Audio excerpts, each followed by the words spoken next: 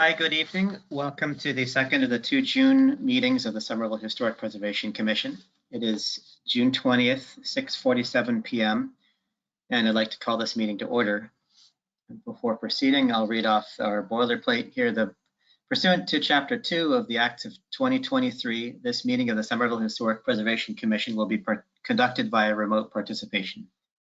A recording of these proceedings can be accessed at any time using the registration link at the top of this agenda.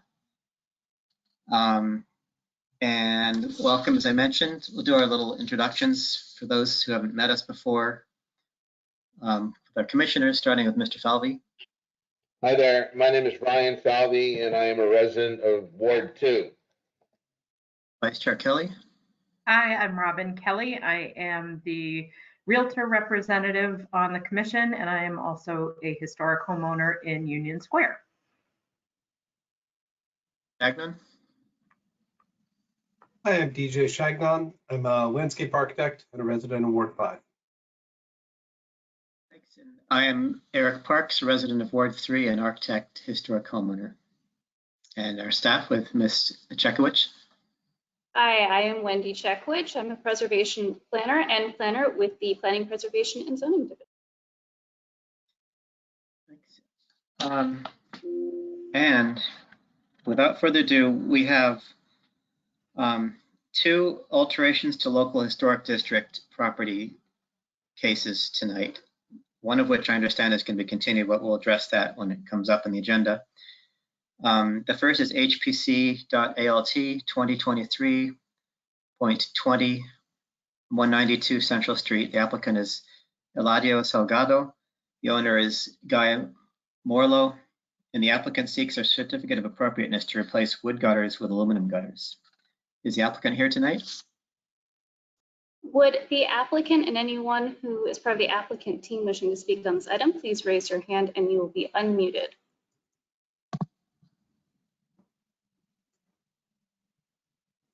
Tiago Pereira, you have been unmuted. Hi guys, good night. So I'm looking to get these gutters, the wood gutter replaced because the rest of the building already has the aluminum gutters. So the owner wants to switch from wood to aluminum, but we're gonna keep the same color, but we're gonna change from wood gutter to regular K-style aluminum gutter. So the rest of the building already has those aluminum gutters. So once you put the permit, they didn't give us the permit because of that. So that's why you are here tonight. Okay. Are there any members of the public who'd like to speak about this case? Any members of the public wishing to speak on this item, please raise your hand for a 2-minute public comment period.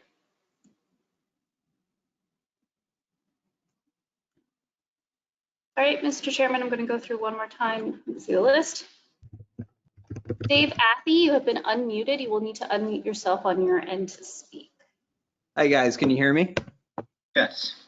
Hi, great. Yeah, this is Dave Athey. I'm a homeowner in the Union Square local historic district.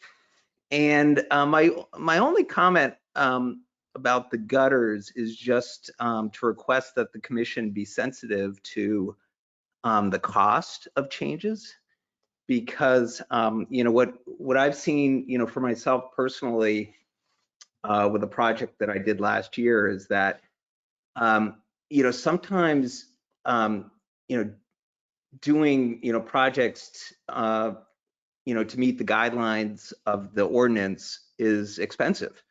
It's, you know, it does add expense and cost to these projects.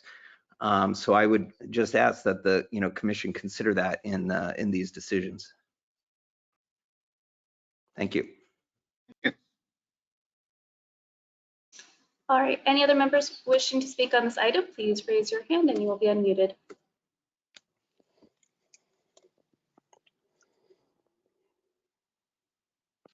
William Spellenberg, you have been unmuted to speak on this item. Yes, thank you. Do they even make wood gutters today? I haven't ever seen wood gutters. I can't even imagine the maintenance required on a wood gutter. I'm assuming you'd have to apply linseed oil, climb a ladder. Shouldn't these people just be allowed to have aluminum gutters? I mean, a truck comes, they make gutters and put them on. I mean, is that such an unsightly thing that we have to manage? Thank you.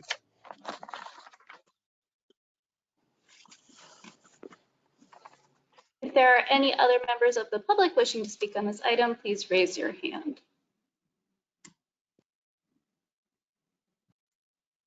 Right. Ron Cavallo, you have been unmuted on our end. You will need to unmute yourself on your end to speak. Ron Cavallo, 70 Victoria Street, Ward 7, a property owner and resident of the city for a number of years. I appreciate the really sane comments from the constituents. It's about time I hear some comments that make some sense to me. Wooden gutters are almost impossible to purchase, and they run installed about $120 a foot, and they need constant maintenance. And I would like to see some reason brought to this commission on this matter. That's all I'm going to say.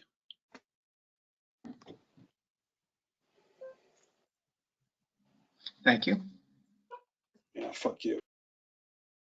Well, thank you for that too, Ron. Any other members of the public wishing to speak on this item, please raise your hand and you'll be unmuted for a 2-minute public comment period.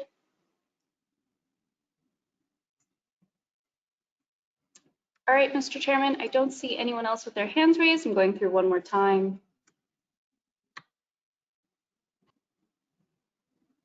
All right, Mr. Chairman, you can close the public comment period.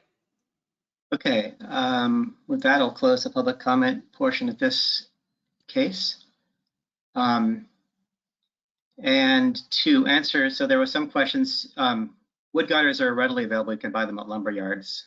You can get them custom milled, nowhere near $100 a linear foot, but that's, also, I went out there today. I did not see any aluminum gutters there on the building. What I saw was painted. There's a monolithic look across the entire front of this row house. And so before I would consider approving an aluminum gutter, I'd want some kind of mock-up or some site visit where someone could demonstrate that what's there is aluminum, because it's peeling. The house needs a lot of wood maintenance up in the top story there, the stuff like that. It doesn't show at all like that. It's possible that what was done was at some point somebody replaced one of the other gutters with a PVC gutter. They make a wood gutter, a PVC gutter using the wood profiles. It's possible someone did that. And those are my first initial comments, but who wants to, and the commission wants to add to this?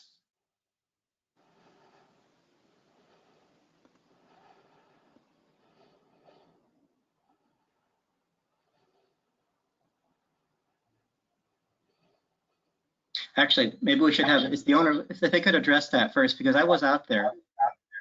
I didn't see any aluminum gutter. The joints don't look like aluminum. They have paint, peeling paint here and there. The far right corner of the property has what looks like 2 sections of gutter that were kind of, someone went up there and hacked away at them to get the profiles to match when it was a bad outside corner. But has the contractor, the applicant been up? Do they have pictures close up of the gutters of where they're calling it aluminum?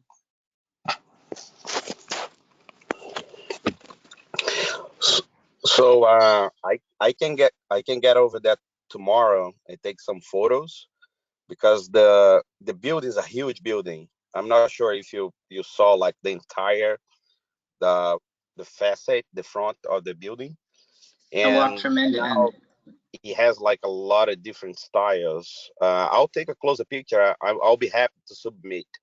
Again, a wood gutter now runs around 130 linear feet.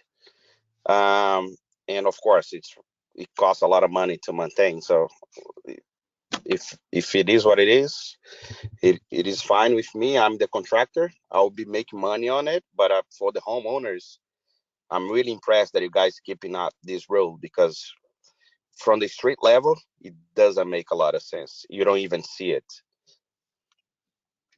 Well, thank you.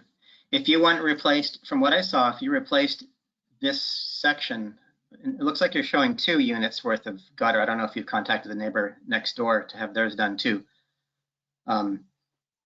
If you change gutter styles from the existing wood to aluminum, it would stick out like a sore thumb, I would think, because I mean, I don't even know how you would just terminate an aluminum gutter into a wood gutter at a 45-degree mitered corner.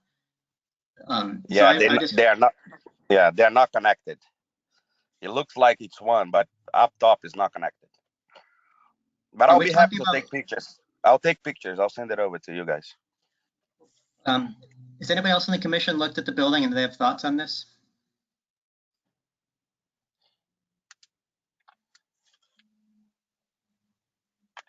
I did not get a chance to get over there, but I do wonder, how the commission would feel about if the maintenance of wood is an issue. I know in the past, we've looked at some composite gutters of some fashion. I'm trying to remember exactly what the circumstances of that were, but I know we have looked at that, and I don't know if that's something that the owner and the contractor have considered as a possibility here, rather than going with aluminum, something that could, like you said, go with a wood profile, but ease some of those maintenance and cost concerns. I don't know how the rest of the wood commission gutters. feels. Okay.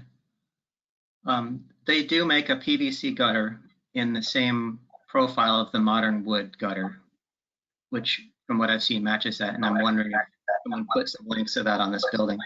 It's a long row house, so it has to look uniform at the end of the day. So if in fact what's up there already is aluminum and it just happens to age just like wood, then continue that. But I don't have the information in front of me right now where I could support a change to an aluminum gutters from what I've seen up there. How about you, Rob? Yeah, I mean, I agree. So first off, I'm confused as to why in the photos in the package, it appears to be looking at the gutters across not only 192, but also 194. Are we actually looking at 2 addresses for this work to occur? And it's unclear to me where there is any transition from wood to an aluminum or other type of gutter on the building right now. And I think there is importance in maintaining a consistent look across the row houses. And so, yeah, I feel like we need more information, clarity on what section of the building will actually be addressed, because the address in the written form of the application is different from what is depicted in the photos. And then we also need to understand how the profiles would link up, the dimensions and profiles would link up. Okay. Let me raise my hand here. So if I can, okay, sorry, go ahead. No, I'm just wondering, okay, if I can provide the picture saying that some of the building has already aluminum gutters, I'll be able to install aluminum gutters or not? I would like it to match. That it's a row house that has what, 4 or 6 units? Yeah, It which has to is be a consistent look across the front of it. So what up. if there's a different material that's not wood up there, then match that. It's not that it has to be wood, but whatever's up there. Yeah, what I'm saying, I'm just asking a question, like if the unit, let's say you have 6 units, right? And one has aluminum, one has wood, another one has aluminum. Now what? If I can prove that, if I can show you guys that, I'll be able to do aluminum? Because if I can't do aluminum, it doesn't make sense to do all the work for nothing. Yeah. Well, if you look at that from the sidewalk, it looks the same. The material across the entire front of that building, right, looks like it's the same material. So if you're saying that that's switching back and forth, I'd be very surprised. But if it is, then let us know. And I would suggest you just continue this to the next meeting, just 2 weeks, if it can be worked out, and we can just revisit it. I'm not trying to put a No, I understand. No, I understand. And just so that you understand, the objective is to have the appearance of the gutters be uniform across the the front of the building. And so whether that can be achieved with aluminum, or if it needs to be a composite or needs to be wood to achieve that, that's the objective. But right now, we're not able to determine from seeing it from the street how Okay. what is there could be aluminum. I got you. Yeah. So what I'll do is I'll take some more photos, some more details, and I'll provide the information. Then maybe we can talk again in 2 weeks. And can you also provide clarification on the photos as to the scope of the work that you're doing? The images that we have been provided show yellow lines where the new gutters would go, and they run across 194. Are you also intending to replace gutters on 194 or just 192 Central Street? Just 192. Okay, is there a reason that they were running across 194 in the photo? I'll check that again, but probably was like some added mistake or something like that.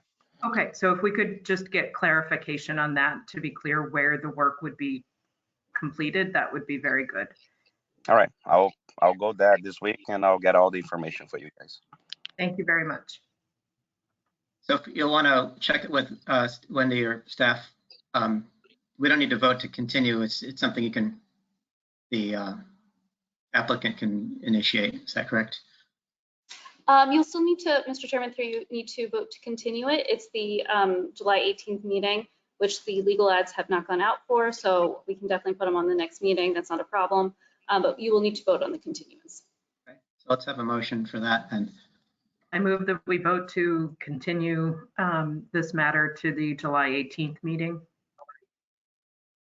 I'll second that. okay, motion by Vice Chair Kelly, seconded by Mr. Shagnon. All in favor? Aye. Aye. Aye. Opposed? Aye. I'll do a roll call. Vice Chair Kelly, Yes. Mr. Shagnon, Yes. Mr. Falvey. Yes. Okay, we'll see you in 2 weeks. Thank you for enduring our process here. Thank you, And guys. next case is a continuation, which let's just go ahead and vote that. The HPC.ALT 2023.21 59 Cross Street. Applicant is John Hecker for the Spencer Preservation Group. Owner is Somerville Hispanic Association for Community Development. The applicant seeks a certificate of appropriateness to alter an existing structure. And the applicant has requested a continuance to the July 18th meeting. We'll take a motion to follow up on that. I move that we continue this matter to July 18th. Second that. I'll second that. Okay. Brian, now this. We have a Mr. motion by Falvey. Vice Chair Kelly, seconded by, I think, who was first there? Is that you, DJ? Mr. Falvey. Mr. Falvey? I would, Okay, Mr. seconded by Mr. Falvey. All in favor? Aye. Aye. Opposed? And we'll do a roll call. Vice Chair Kelly, Yes. Mr. Chagnon, Yes. Mr. Falvey, Yes. and I vote yes. Okay. With that, we're going to move into the public hearings for the determinations of preferably preserved status. And that's a second step in the demolition review processes. These are both cases that previously had hearings or determinations of significance. So tonight we're going to review them to see if they are preferably preserved. The first case is HPC DMO 2021.26, 38 Laurel Street. The applicant is Shang Yang. The owner is same as the applicant. The applicant seeks to demolish a building constructed a minimum of 75 years ago. Do we have an applicant here tonight for that project? Yes, Mr. Chairman. Ann Vigorito, you have been unmuted. I see that Shang Yang is also in the attendees, so please let me know if you would like them to be unmuted as well, Ann. Thank you, Wendy. Good evening, Chairman Parks, members of the Historic Commission. This evening, I'm also, as Wendy stated, Shang Yang, who is the applicant, Rob Burke, who is the contractor, and Edmund Spurhan, who is the structural engineer. And brief recap, I I was not involved with this applicant back when they came before you folks in November of 21. And this property was deemed historically significant. And there is a little chronology in the staff report, which there was an understanding that less than 50% of the building would be demolished. And, therefore, they would not need any, protocols from the historical commission. I also had many conversations with the architect Tanya Carrier of Khalsa Design, and the plan she showed never, exceeded a 50% point. The structural engineer did a report in February of this year where I think, and I will have him speak to it. I am not a structural engineer and I don't speak to things that are not in my purview, but he found things as they were demoing and things got demoed that should not have been. This project is something, I'm a little surprised that, any demo was the demo was necessary in the eyes of the structural engineer. This is a project where this is owned by Mr. Yang. It's going to be apartment rentals. These are not going to be condominiums or anything. And a lot of times, homeowners to expend that kind of money to demo and to do, such renovations becomes very costly. And that's generally why they take the path of condos. This property has been in my client's family for a number of years, and he's very attached to it, and that's why he wanted to keep it as rentals, and he still plans on doing so. We're here this evening because there's been a stop work order. We don't have to, I'm not playing the game of, we know why we're here. And, to have this property not be touched for 4 years, to me, would just be an absolute shame and, a misuse of the property. I mean, this is something that's going to provide housing for renters in the city. And I've spoken to the architect from Khalsa Design, and, I've done many MOAs with the staff and presented them to this board, and, we've had quite a bit of success. I mean, I do want Ed Spurhan to speak about his structural engineer's report, but I do think that this is a property that, needs some tender loving care, and that we as a group, engineers, architects, applicants, contractors, historical staff, that I think we can come together and make this something that everyone will be happy with. But at this time, I would like Ed Spurhan to speak of his structural engineer's report that was presented back in February to Sarah Lewis, the director of planning. Thank you.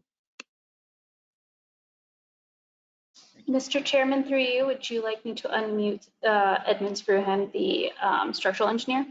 Sure, please.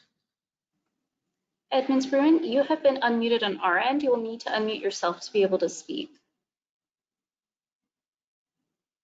Good, thank you. Can you hear me? Yes. Hi guys, how are you? Thanks, how are you?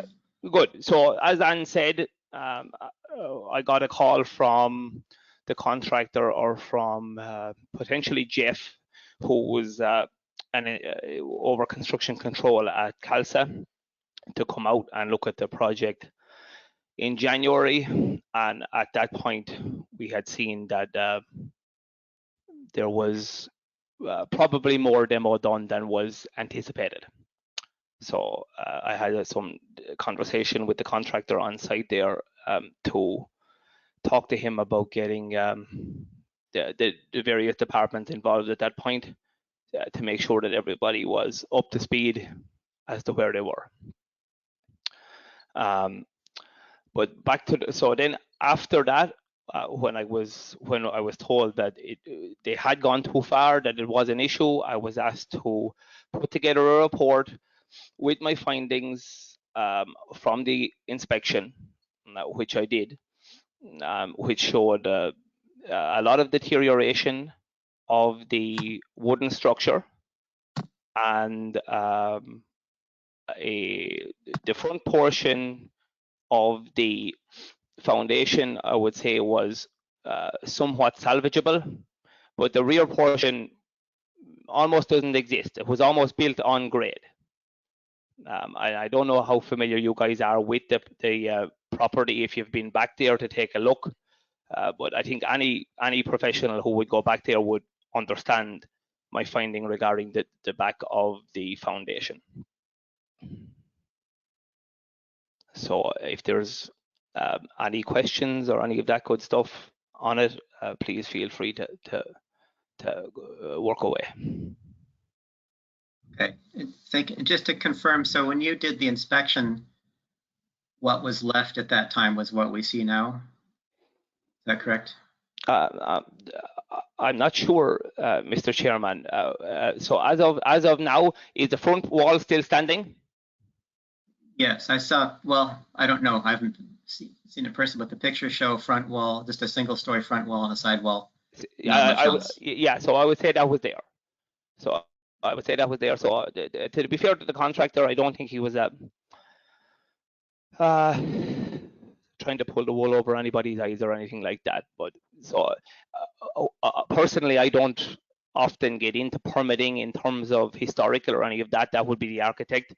But when I saw it, I said, okay, you could have an issue with historical or even ISD for that matter, because I wasn't sure if there's portions of the wall grandfathered or whatever. So that's why I brought it up at that particular point. Okay. Thank you.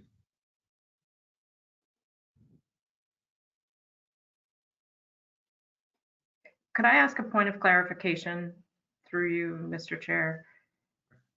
So who notified the city? It sounds like when the structural engineer visited the property and observed things, was it that you made recommendations that the ownership team contact the city? Or did you reach out? I'm sorry.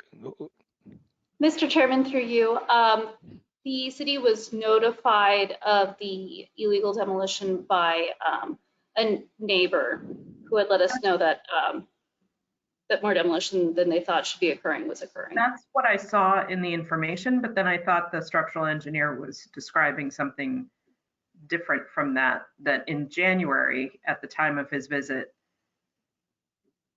there was, observed that there was more demolition that had occurred, need to reach out, but it doesn't seem like that happened. So I just wanted to clarify with the structural engineer whether he reached out or he advised the seller to reach out or someone else to reach out. I wasn't clear on that communication. I had met with the contractor on site and advised him at that point to reach out. I see. Okay. Thank you for clarifying. No problem. Okay.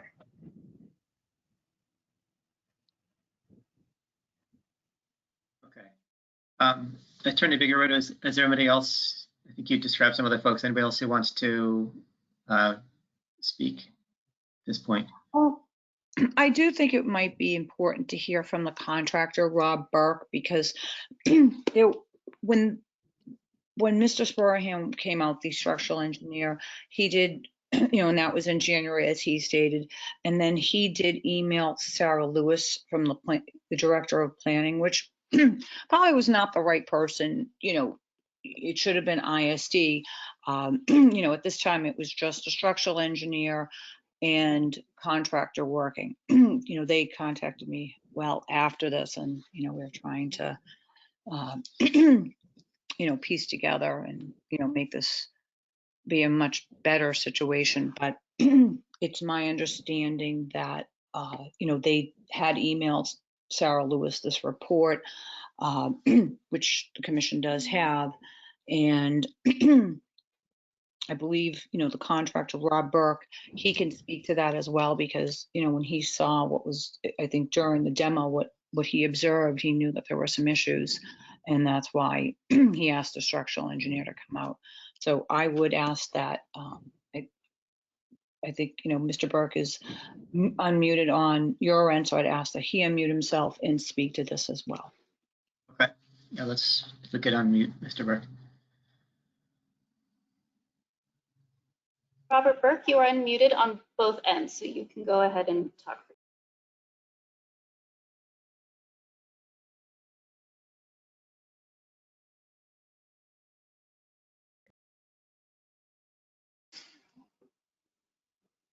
Robert Burke, I saw that you muted and unmuted yourself again.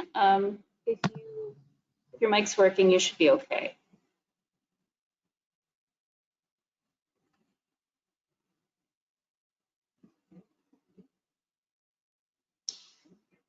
Mr. Chairman, there appears to be some sort of technical issue on Robert Burke's part because he is unmuted on his end, but he's not speaking.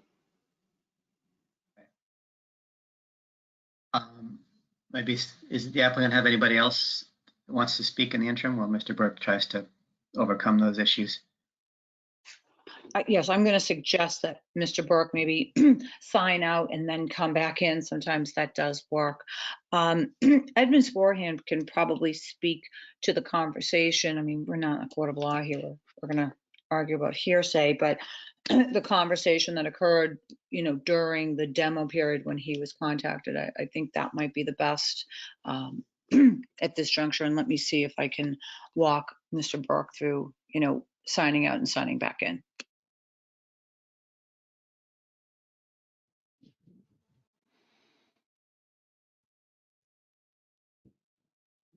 Edmund Spruan, you are still unmuted on both ends. Okay, thank you, guys.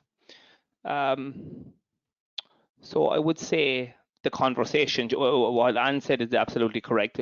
I got the call from a structural point of view because when they opened it up, they were concerned about the structure, the deterioration of the walls, and as I said earlier, the lack of foundation wall at the rear. And floors, the first floor was all over the place. So that's absolutely true. And at that point, we would, that's why I would have said, yes, I absolutely agree that this needs to be discussed and dealt with. But we were saying that they need to talk to the various departments. And as Anne said, yes, so we produced a letter which went to the planning board, because in reality, I wasn't even aware of which board there was an issue with. As I said earlier, I'm concerned with ISD all the time and planning all the time, but with the historical, it's oftentimes the architect who deals with it. So, but I'm aware of it. So I would have said, okay, make sure all the departments are satisfied with what's going on here. And therefore, this letter from me made its way to the planning board. But yeah, so that's about it. That's about it from my point of view. If Rob has any more on it, let's hear what he has to say.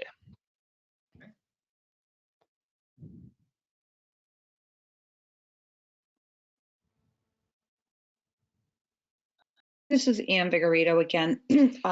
Rob Burke is telling me he's on a call, and I apologize. I assumed he was, on the webinar like the rest of us. So I think he's trying to speak, but he's trying to put the PIN number in.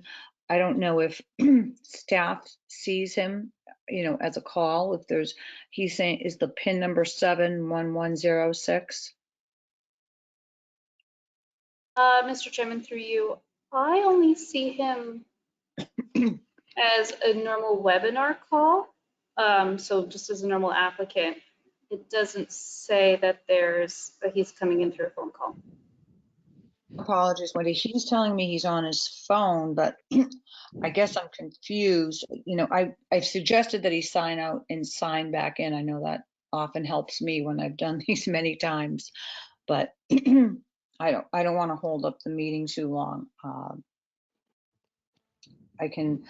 If you don't have anybody else, we could move to public comment, and then if the contractor is always welcome to call in at any other point in this case. Okay. Thank you, Chairman Parks. I appreciate that. Sure. Anytime. So let's do that. Let's take public comment. All right. Any members of the public wishing to speak on this item, please raise your hand for a 2-minute public comment period and you will be unmuted.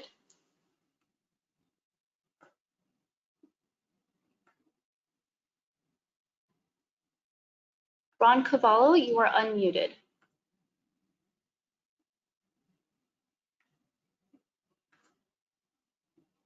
Ron, it's showing that you're also unmuted on your end, so you should be able to speak.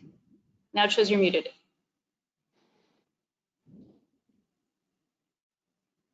Can you hear me? Yes. Firstly, I'd like to make an apology to the public. What I said, I thought was I was in an unmuted state, and although it reflects my sentiments, it's certainly inappropriate for me to say what I said publicly.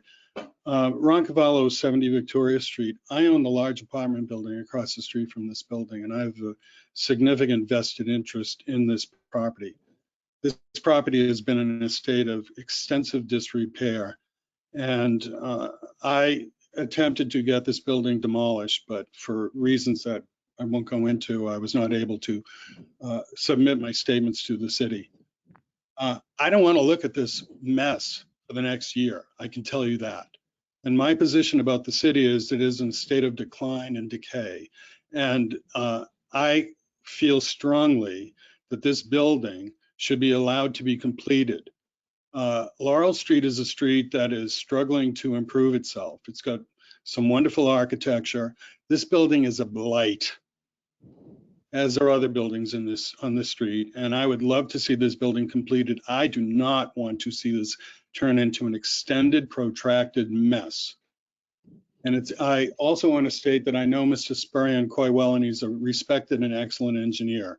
And I respect whatever it is that he produced for this property. But I'm going to repeat it one more time. I do not want to look at this mess for the next 2 years. I think it's shameful. I would like to see this build. Perhaps more of this building should not have been demoed, but the building has been a blight for decades. There's nothing beautiful about it. There's nothing about it that should have been preserved. I'm pleased to see it come down, and I would like to see this site look attractive and improve the city. And again, this building is directly across from my large and attractive apartment building. It is a blight. And frankly, as I've said many times, I'm disgusted with the policies of the city. I do not want to see this building trapped in limbo for the next 2 years. I want to see it fixed up. I think that's clear, and that's all I'm going to say about it.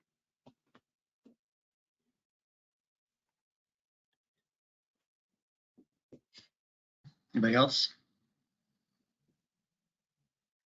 I was muted. Any other members of the public wishing to speak on this item, please raise your hand and you will be unmuted for a 2-minute public comment period. Tori Antonino, you have been unmuted on our end. You will need to unmute yourself on your end to speak. Hi there, this is Tori Antonino. I live at 65 Boston Street. I'm just a little confused because I'm trying to look this house up on Google Maps, and it says in the agenda 26 to 38 Laurel Street, which is about 7 houses. So I wish there was a way that if there is a presentation, it could be shared to the GoToWebinar. So if you guys are seeing something that is, developer, if someone's sharing a screen with you, it'd be very helpful to see what's going on. So again, not knowing which it is, I'm going to assume it's 38 Laurel, and it's a red building, seems to be the one.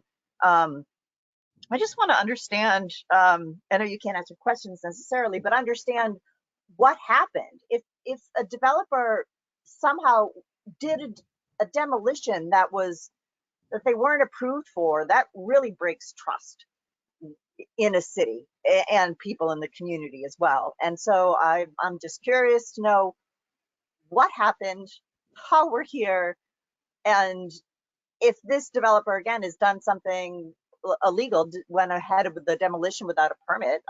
I don't support their continuing working on such a development. Those are my thoughts. Thank you.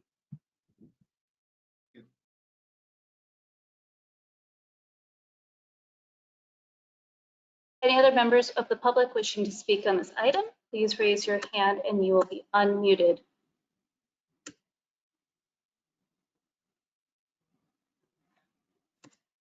William Spellenberg, you have been unmuted. You will need to unmute yourself on your end to speak. Yes, thank you. Can you hear me? Yes. Yes. So first of all, thank you very much. I agree with Mr. Cavallo. I've lived in this city. I think since '63 is when we've owned 23 Glenwood Road. Sorry, I didn't say my address, but we need to move this city, forward. And, we have so many of these homes that when you look at them, it's just sort of distracting. I mean, you can see that home is in need of some help. If you go down in my area, Glenwood, you go down to some of those other streets. I mean, some of these houses just look like they just need some help. And if homeowners feel that their family situation or whatever it is they want to do to their property, I don't understand why we spend so much time talking about it. I thought the city of Somerville wanted to be more energy efficient, and I just don't know how you get there with these type of properties. I'm struggling with the same exact thing now, which will, I believe, come up again for some discussion later on. But I mean, we just got to figure this out. I think the Somerville, I don't know if it's Somerville 2040 has this zero emissions initiative. And I mean, what are you going to do even with that roof line to put solar on there? It just looks like a difficult thing. I mean, I agree with Mr. Cavallo. I think, these people should be able to, rehab this. And look at the house next to it. It's beautiful. So thank you very much. I yield the balance of my time. Thank you. Any members of the public wishing to speak on this item, please raise your hand for a 2-minute public comment period and you will be unmuted. Dave Athy, you have been unmuted on our end and I see you have unmuted yourself. Yeah, thanks. Just another voice in support of moving this project forward. I lived on Osgood Street for over 15 years and used to walk by this property, every day. And I am very happy that street is really becoming, beautiful with new properties. But also to hear it's going to be new dwelling units, new apartments, I think is great. I mean, this city is really in a housing crisis right now, and moving projects like this forward is certainly going to help move the city forward. Thank you. Thank you. Did the previous speaker give his address? I think we'll need that for the notes. Mr. Chairman, are you referring to the gentleman who just spoke? Yes. Dave Athy, can you please give your address for the record? 24 Summer Street. Thank you. All right, if there are any other members of the public wishing to speak on this item, please raise your hand for a 2-minute public comment period and you will be unmuted. Mr. Chairman, I'm going to go through the list one more time. Max, and I do apologize ahead of time, Fane gets it. You are unmuted, and I see you're unmuted on your end as well. Thank you. Thank you, everyone. So I'm the owner of the next door house, Unit 3 at 36 Laurel Street. And I agree with a lot of the comments that were made earlier. I feel like the goals of the city and what the commission is proposing with pausing this project for a long-term kind of hiatus is not in the best interest of anyone, particularly the neighbors. If you're going to penalize somebody because whatever code or permit was violated, you penalize the people that did what they did, however you need to, but I don't think you need to penalize the neighbors by having us, like somebody else said earlier, have an eyesore in our street. We're looking to make out of this street, a vibrant street full of owners and renters, and hopefully, a place where neighbors and families can live. And I think having something stuck in limbo for a number of years is not in our best interest in any way, shape or form. And from that point of view, I think that the plan to move forward should be to, provide whatever, like I said, permit for them to continue the construction, hopefully build units that are going to help us get to the goal and against some of the crises that we have with housing in the city, so that people can move in and bring their families and continue building a great neighborhood for all of us. Thank you. Thank you. Any other members of the public wishing to speak on this item, please raise your hand for a 2-minute public comment period.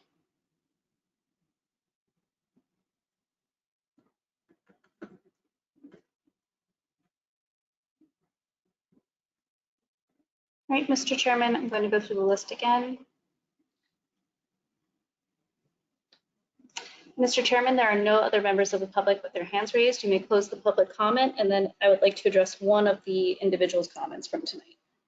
Okay, I will close the public comment portion of this case and go ahead. Just as a very quick note for Tori Antonino, the agenda, that dash you see, so it's the legal ad, so it's a tracking number, an internal tracking number, hpc.alt 2021.26, and then the dash and then the address, so that's 38 Laurel Street. So I just want to identify, clear that up, that is an internal tracking number on our part, and then the address. That was it. Wendy, this is Attorney Vigorito again. I'm being told that Rob Burke, our contractor, does have his hand raised, so he could speak. Obviously, during the public commenting, it wouldn't have been appropriate, but if the commission would like to hear from him, I believe he's telling me he has his hand raised. Sure. Yes. Yeah, please. Robert Burke, you have been unmuted.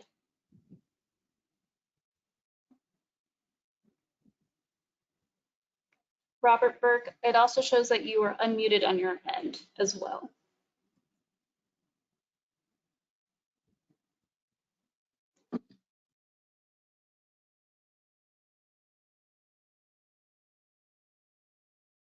And it looks like he may still be having some technical difficulties. All right, I appreciate all your help, Wendy. Thank you.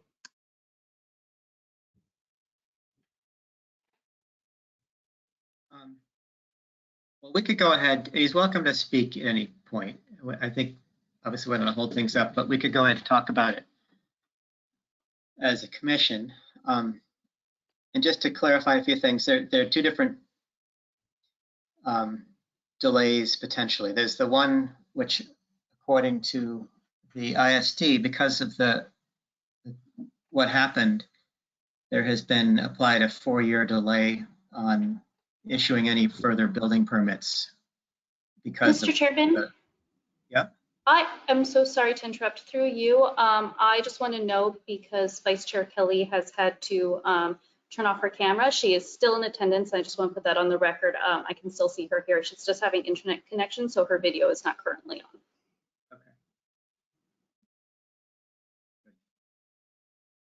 Okay. But yeah, just a couple things. One is that there's the issue of a hold that's been placed by ISD as a result of the demolition that occurred beyond what they're allowed to do. What we're discussing is a preferably preserved status for this, which would potentially impose an 18-month delay on demolition, which has already happened. So it's sort of like an after, we can't reward someone for having demolished a building by saying you don't need to get our permission to demolish it because they already did it. So we are reviewing this property as it existed prior to demolition, prior to the work starting, to see if it's preferably preserved. And so I understand the neighborhood's concern with not wanting to see it open, empty lot for 4 years. That issue is not really before us tonight. What we're concentrated on is just the condition of the existing building that was there and whether it's ought to have been preserved or not. If I'm articulating that well enough. Yes, Mr. Chairman, through you, just to clarify, essentially what you just said, the commission will need to consider what the building, if the building before demolition should be preferably preserved, not what it is in its current state. In addition, you will need to think about the 18-month demo delay separate from any other violations in process or anything. We will have to keep solely in the purview of what the demolition review ordinance allows you to consider when making your vote.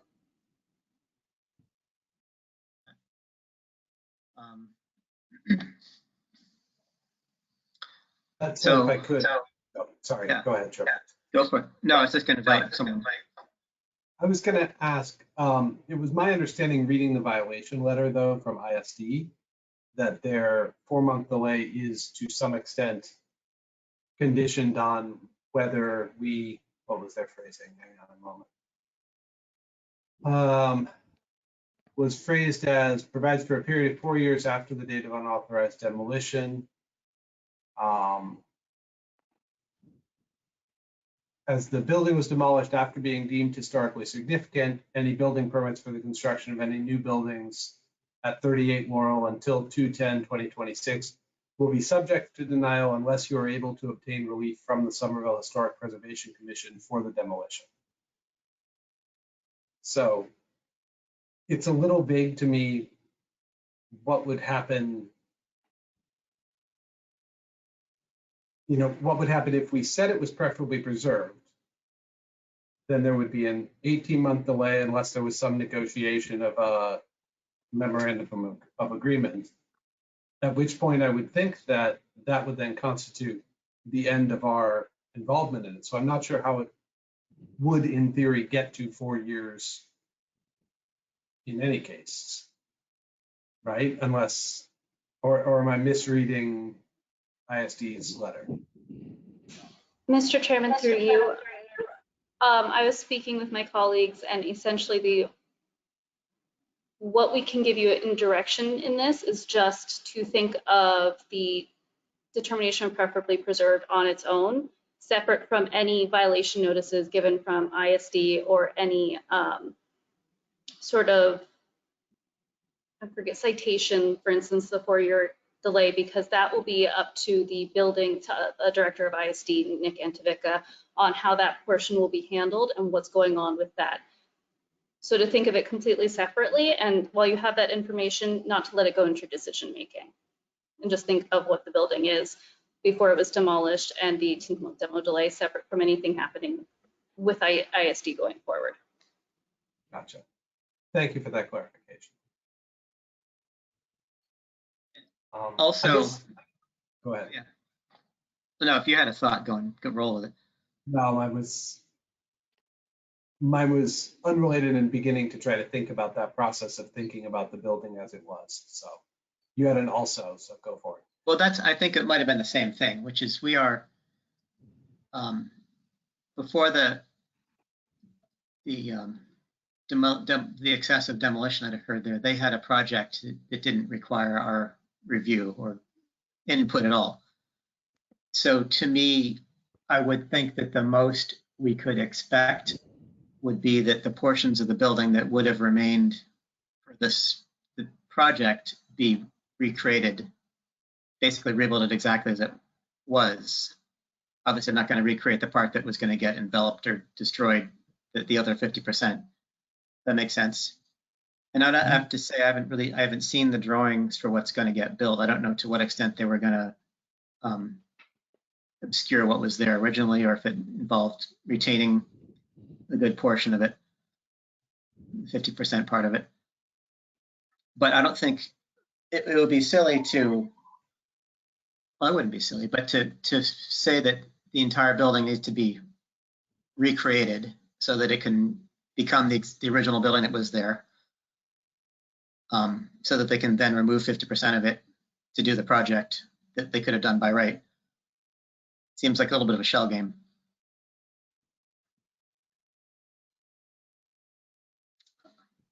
Where were you gonna go? Oh, I was gonna say that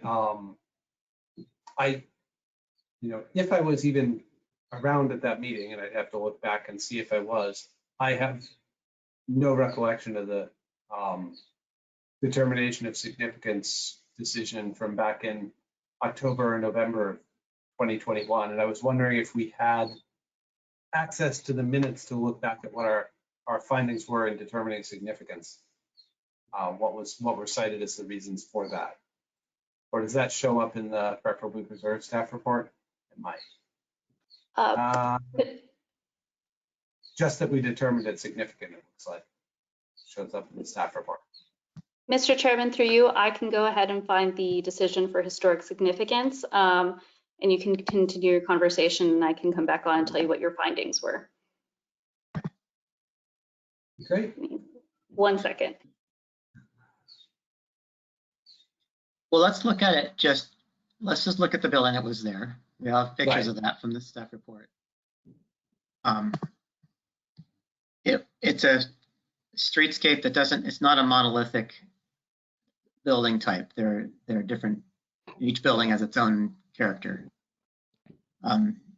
This was a rather stately building. Oops, I just lost my page. Hold on a second.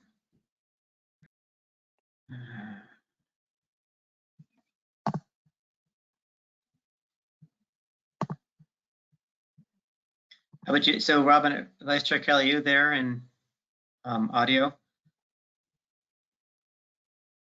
Or have we lost you? No, I'm here. So I'm following along, and I'm sorry, I'm off camera. My internet connection has not been stable.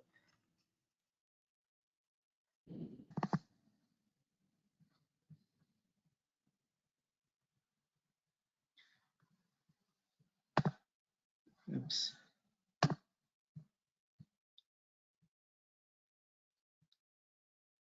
I'm sorry, I'm just trying to get back the staff report I just shut.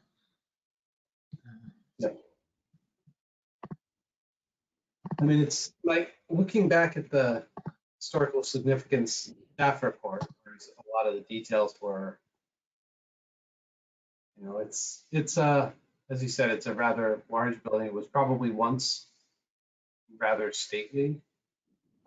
Still had, you know, a fair number of its decorative brackets and things like that.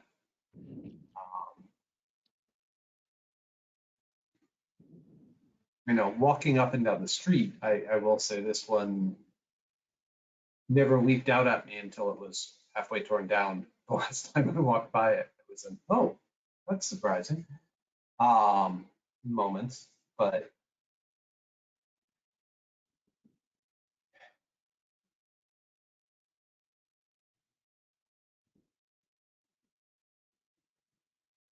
yeah, I mean,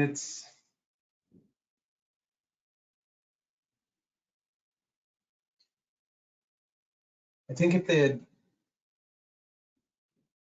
the situation had been that they had come to us instead and said, you know, oh, it's turned out that there's a lot of structural issues, we need to tear down the other half, more than 50% of this after all, so we need the preferably preserved destruction, that preferably preserved determination made.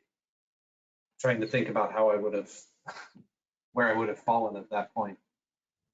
But it looks like Ms. Shekowitz is back with information. Yes, Mr. Chairman, through you, I found both the decision and the minutes. So the minutes have a little bit more of like what the discussion was about, but in general, it was found historically significant for its architectural importance. That contributes to the larger streetscape. Its age, style, and original massing in Italianate style is still intact, and it still retains those features of an 1870 wood frame structure. Okay. That makes it. So it wasn't in terms of the streetscape context in any great degree or anything like that, or historical associations. Okay, thank you.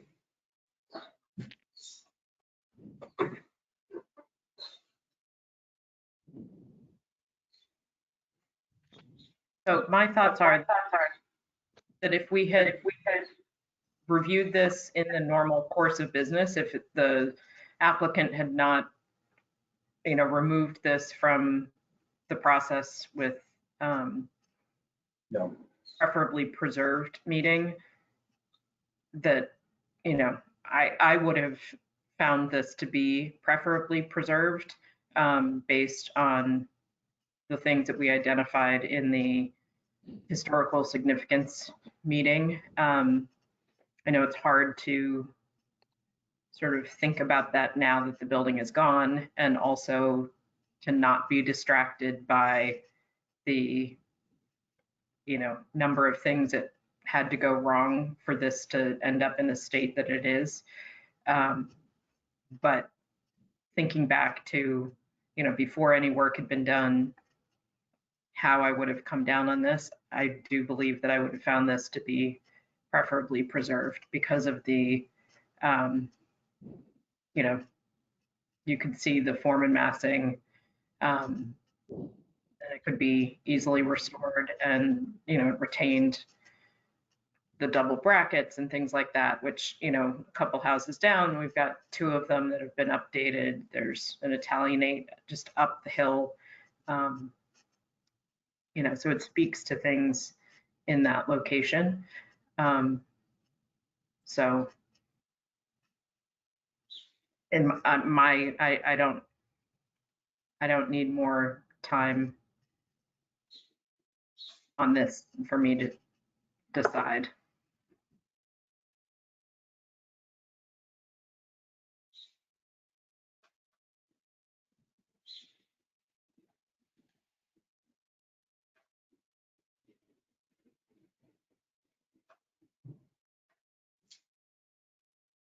We can't hear you. Mr. Chairman, yes, you are muted.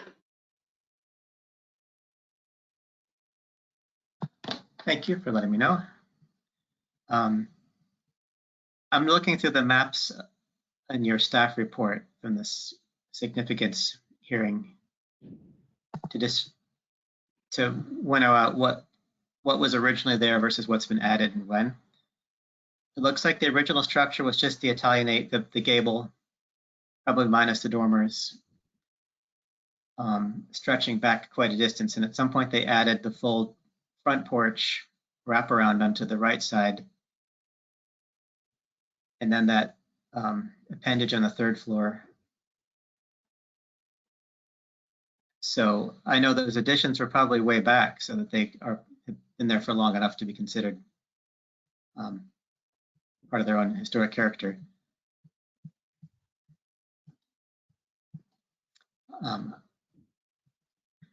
I see your, yeah, so the original form is intact. There's been a lot added to it around the front and side.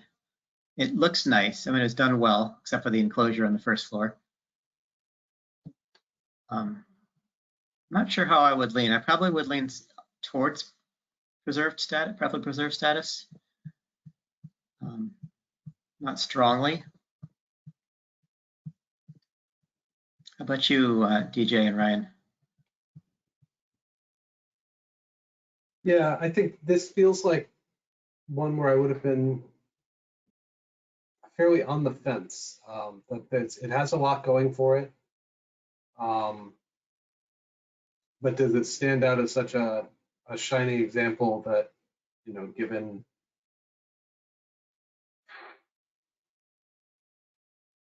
you know, it's a weird one. Like, do we consider the structural issues, which in theory could have gotten brought to our attention as part of an application to demolish? I mean,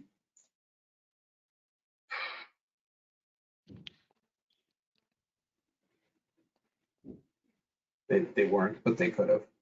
I don't know. I feel very on the fence on it.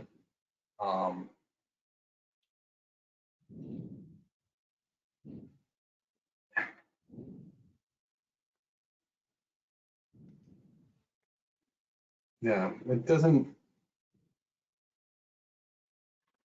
It was nice architecture, but it doesn't leap out at me, and it was in a pretty visibly rough state at the time in a lot of ways.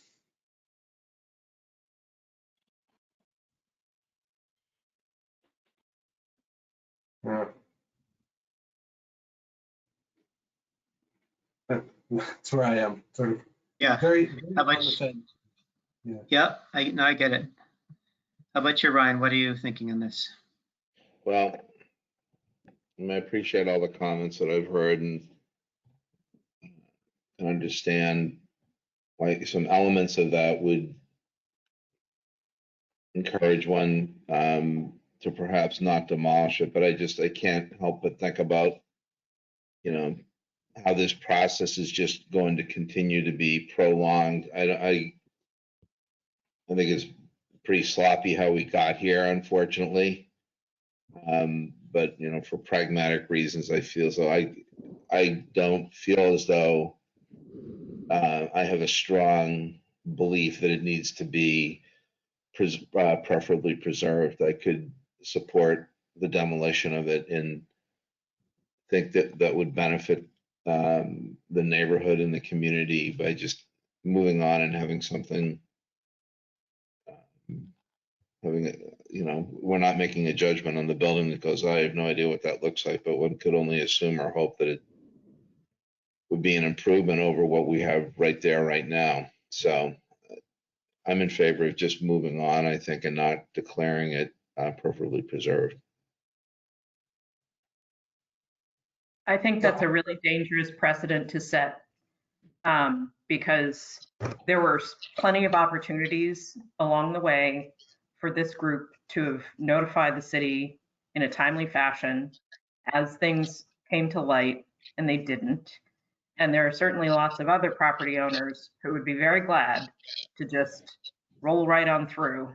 I think that's a really dangerous precedent to set. I can appreciate that.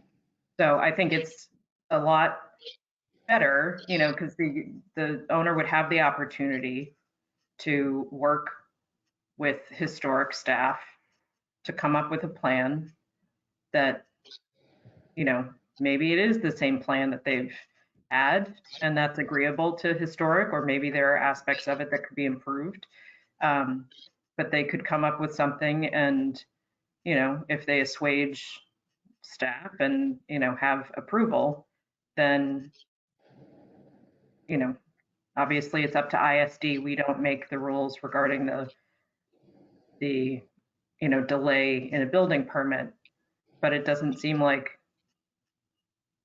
it would be held up for the 4-year period if an agreement were reached with historic, or at least that they've got a better chance of not having to go through the 4-year period if they come to agreement with historic preservation. But I just think that We get clarification on the 4-year delay. I'm not sure I entirely understand what's being called for there. Is there actually a 4-year delay on this property right now based on actions that have been taken, or is that a potential delay based on other actions that we could take or others could take? Someone could just help me understand that.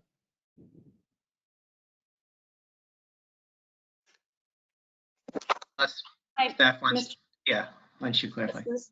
Mr. Chairman, through you, if there is a 4-year delay, it would be based off of, I think, when the illegal demolition happened. However, to reiterate, whether or not that is implemented is up to the director of ISD, and how that's implemented will be determined by him. I don't have specifics on that yet. And I'm going to stress again that when you're making the determination on whether or not this is preferably preserved, to not at all consider that delay. Thank you. It's my understanding, based on the phrasing of things, that that's currently in place unless something were to lift the delay anyway. And I understand you're telling us not to consider it. I'm just trying to clarify the fact that based on the violation notice from ISD, that 4-year delay is currently in place, and it's a question of what happens with it, which is up to the director of ISD, not up to us, and is potentially based on whether the owner can come to an agreement with us, but that's outside of our control. Yes. Fair summary? Yes. I don't have the violation letter, accident disclosed it, but I think that was the language was cribbed from the ordinance on what happens if a building gets demolished after it's deemed significant. Hmm. So, Which it, so, yeah, so it's sort of like that was the path that happened because it was done.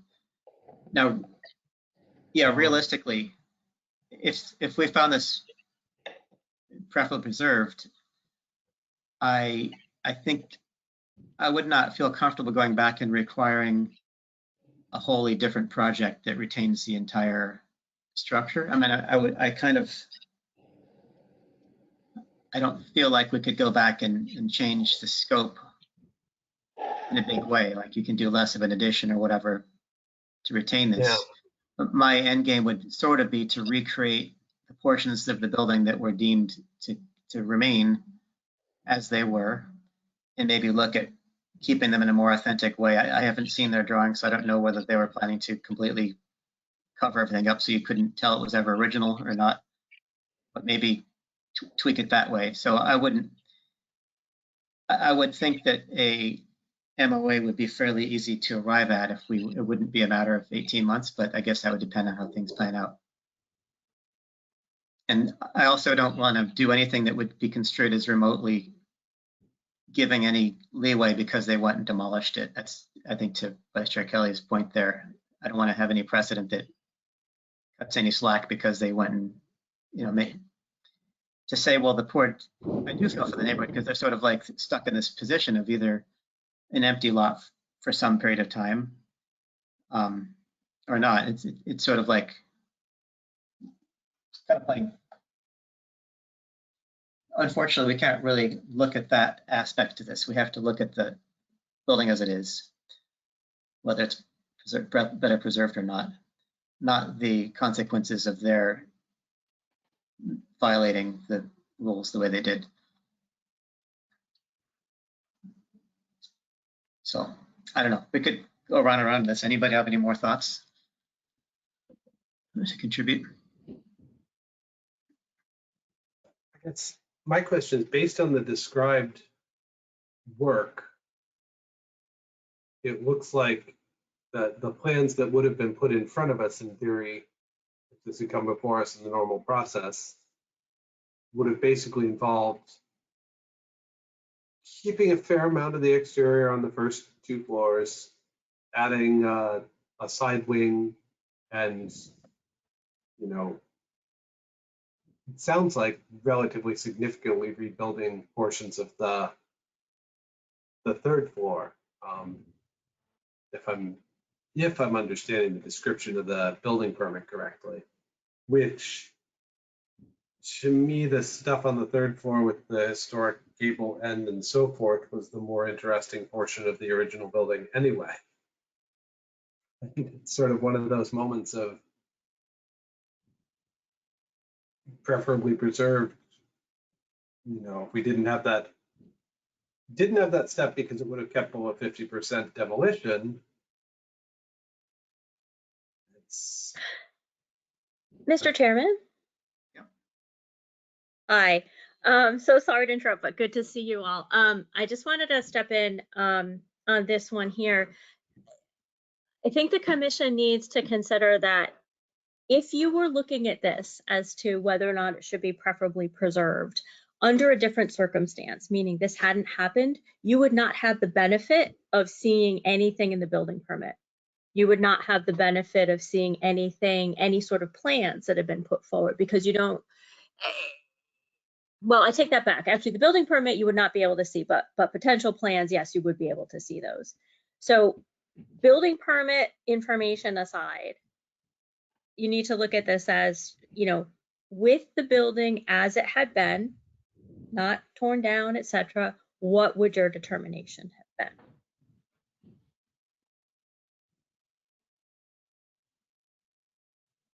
I don't know if maybe I just repeated everything Wendy just said before, but. No, it's a good point. Yeah. I was trying to interpret the plans from the building permits language as much as I could, because in a case like this, I might have said, well, I mean, the question is, Mr. Bauer often says, And we used to look at preferably preserved as compared to what, which I know is not quite the current take on things, but knowing what the proposal was helps determine whether it's in the best interest of the city to preserve it or not, in my opinion. And so the only information we have on that at the moment is the building permit's description of the plans. But I agree, we normally wouldn't see a building permit because there normally wouldn't be one. The correct, one would hope.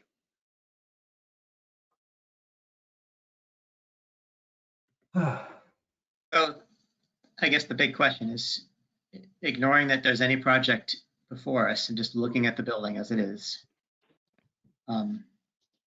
what are your thoughts on preferably preserved? And I think you've sort of already weighed in on that. I know Vice Chair Kelly has thoughts and Mr. Chagnon has, Ryan has. So I don't know if there's anything more to be fleshed out by talking about, or if we should just move forward with this, see how we feel.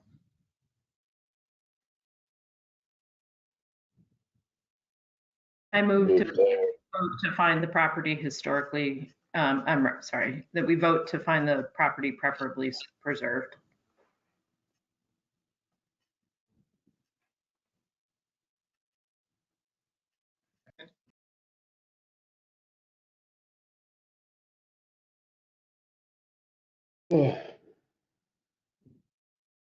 I'll second the motion in the interest of moving on with things. We have a motion for preferably preserved status put forward by Vice Chair Kelly, seconded by Mr. Chagnon. And a yes vote is to preserve it, and no is to obviously not consider preserved. So all in favor of this motion of Vice Chair Kelly's? I will vote aye on this one. Aye. Yes. And opposed? Nay. Okay. We'll do a roll call. Mr. Falvey, Yes. Vice Chair Kelly, Yes. Chagnon, No. and I will vote yes. So we need to adopt findings. And I would pretty much repeat what we thought for significance. I think enough of the original form remains to give a good sense of its original early or mid 19th century Italianate building, stately. No, I think we had something else when we talked about this 2 years ago. Vice Chair Kelly, you want to add anything to this? I agree that the aspects noted in the significance findings also apply here.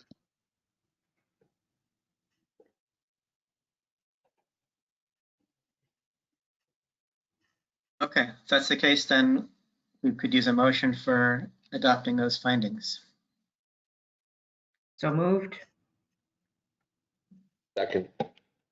Okay, moved by Vice Chair Kelly, seconded by Mr. Falvey. All in favor, adopting those findings? Aye. Opposed? We'll do a roll call. Mr. Falvey, Yes. Vice Chair Kelly, Yes. Chagnon? Abstain. Okay, and I'll vote yes. And this is a peculiar case because of the conditions we've been kind of batting around, but I would suggest that this conversations proceed with staff and, look over the drawings and see what solution is to come to some kind of agreement. And I guess it's at that point, once that's hammered out, it goes to ISD, and then this issue of the 4-year delay gets discussed further as well.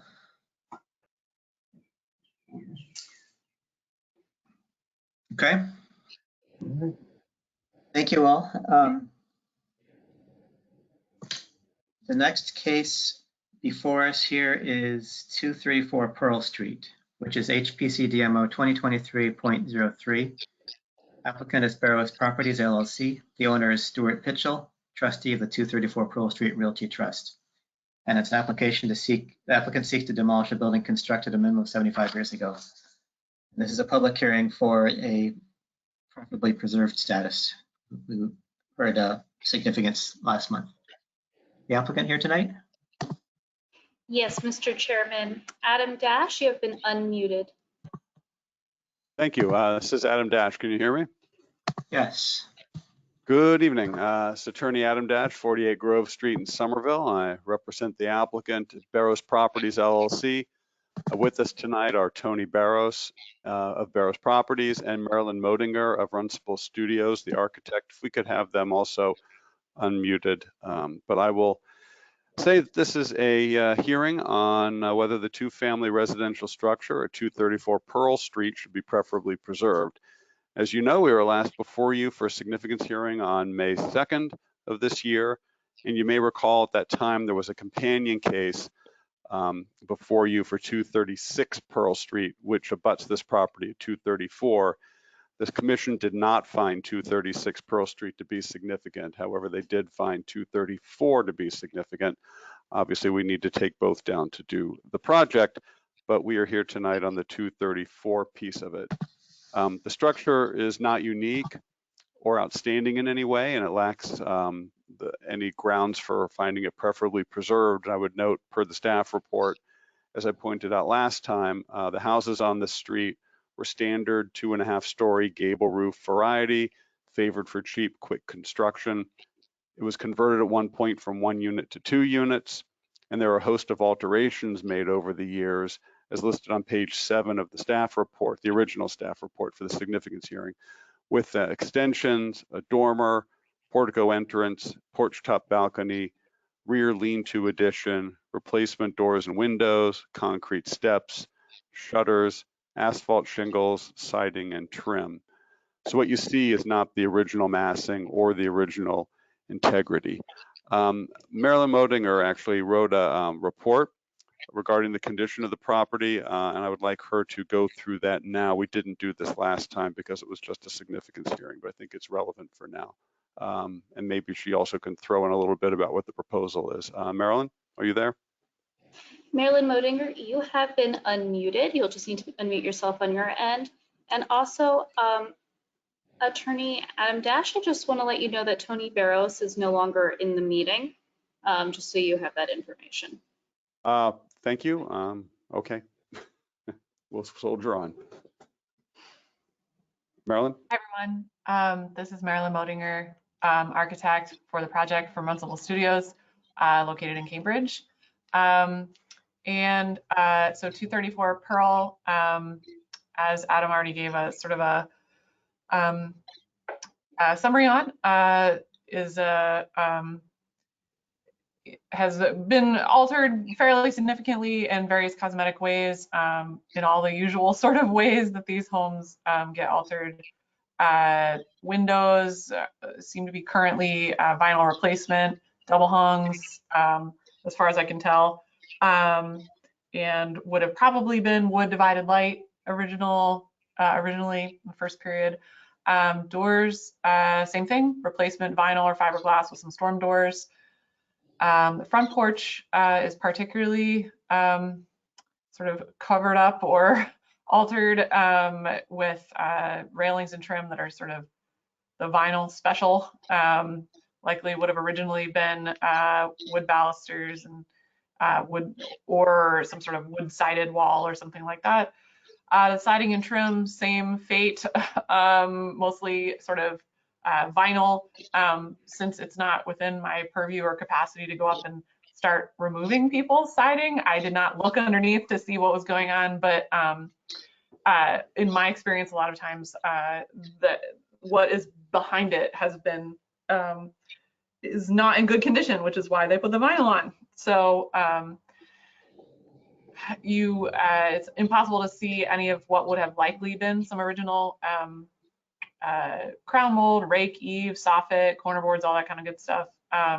So it is likely that has been removed or at the very least deteriorated so much that it's been covered over.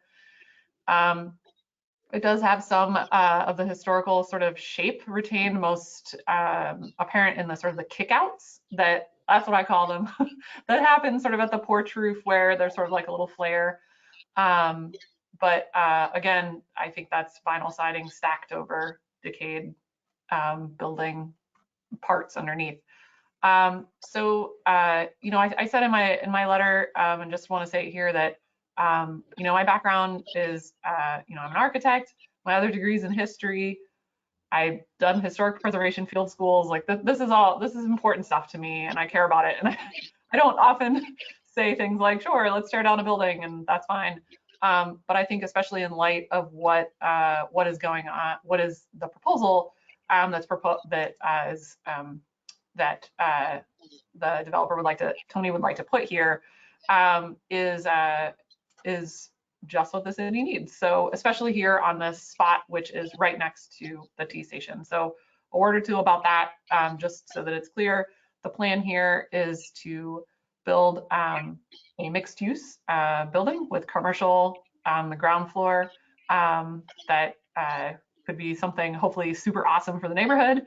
And also include what we're hoping to be community spaces like art studios along the sort of the Skilton Avenue, which faces the railroad tracks. And then upstairs in the units, a really healthy mix of different types of units, 1 beds, 2 beds, 3 beds, and of course meeting all of the requirements for affordable housing mix and unit type and all that kind of stuff. So that's a quick synopsis of what I think about what is there and why I think it would be a worthy trade-off for what is planned to go there. Thank you, Marilyn. This is Adam Dash again. I would note that just to conclude, the public interest is to demolish this building and 236 Pearl to build a structure more appropriate to the neighborhood and the T station and the park across the street, as opposed to keeping the structure. As you know, the character of the street across from the structure has changed. There are many others like it and other structures like this one in the neighborhood, and this one is at the end of a row, thereby making it less relevant to the whole.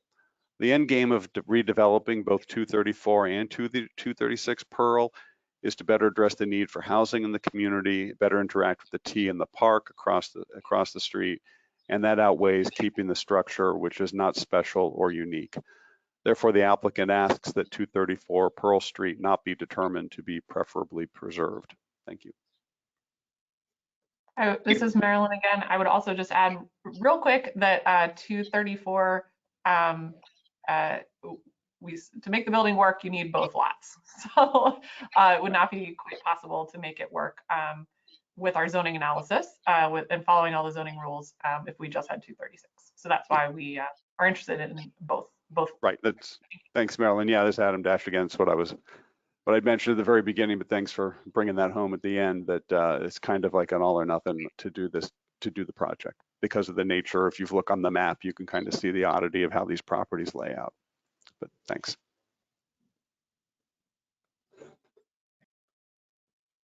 Thank you, Attorney Dash. Anybody else in your group want to speak, or should we move to public comment? No, I think we're here for questions and such, but I think that's pretty much all we have to say about it. Okay. In that case, let's open up this hearing to public comment. Any members of the public wishing to speak on this item, please raise your hand and you will be unmuted for a 2-minute public comment period.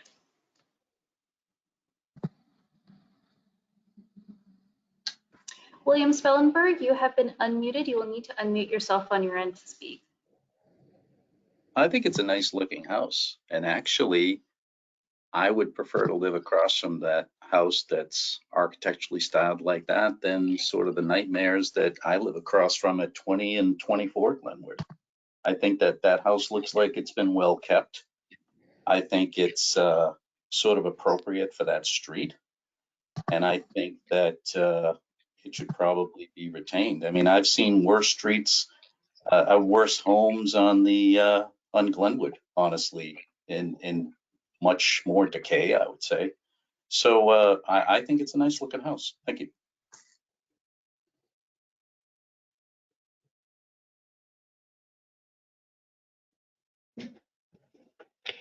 Sorry, I was muted. Any other members of the public wishing to speak on this item, please raise your hand and you will be unmuted. Christine Carlino, you have been unmuted on our end. You will need to unmute yourself on your end to speak.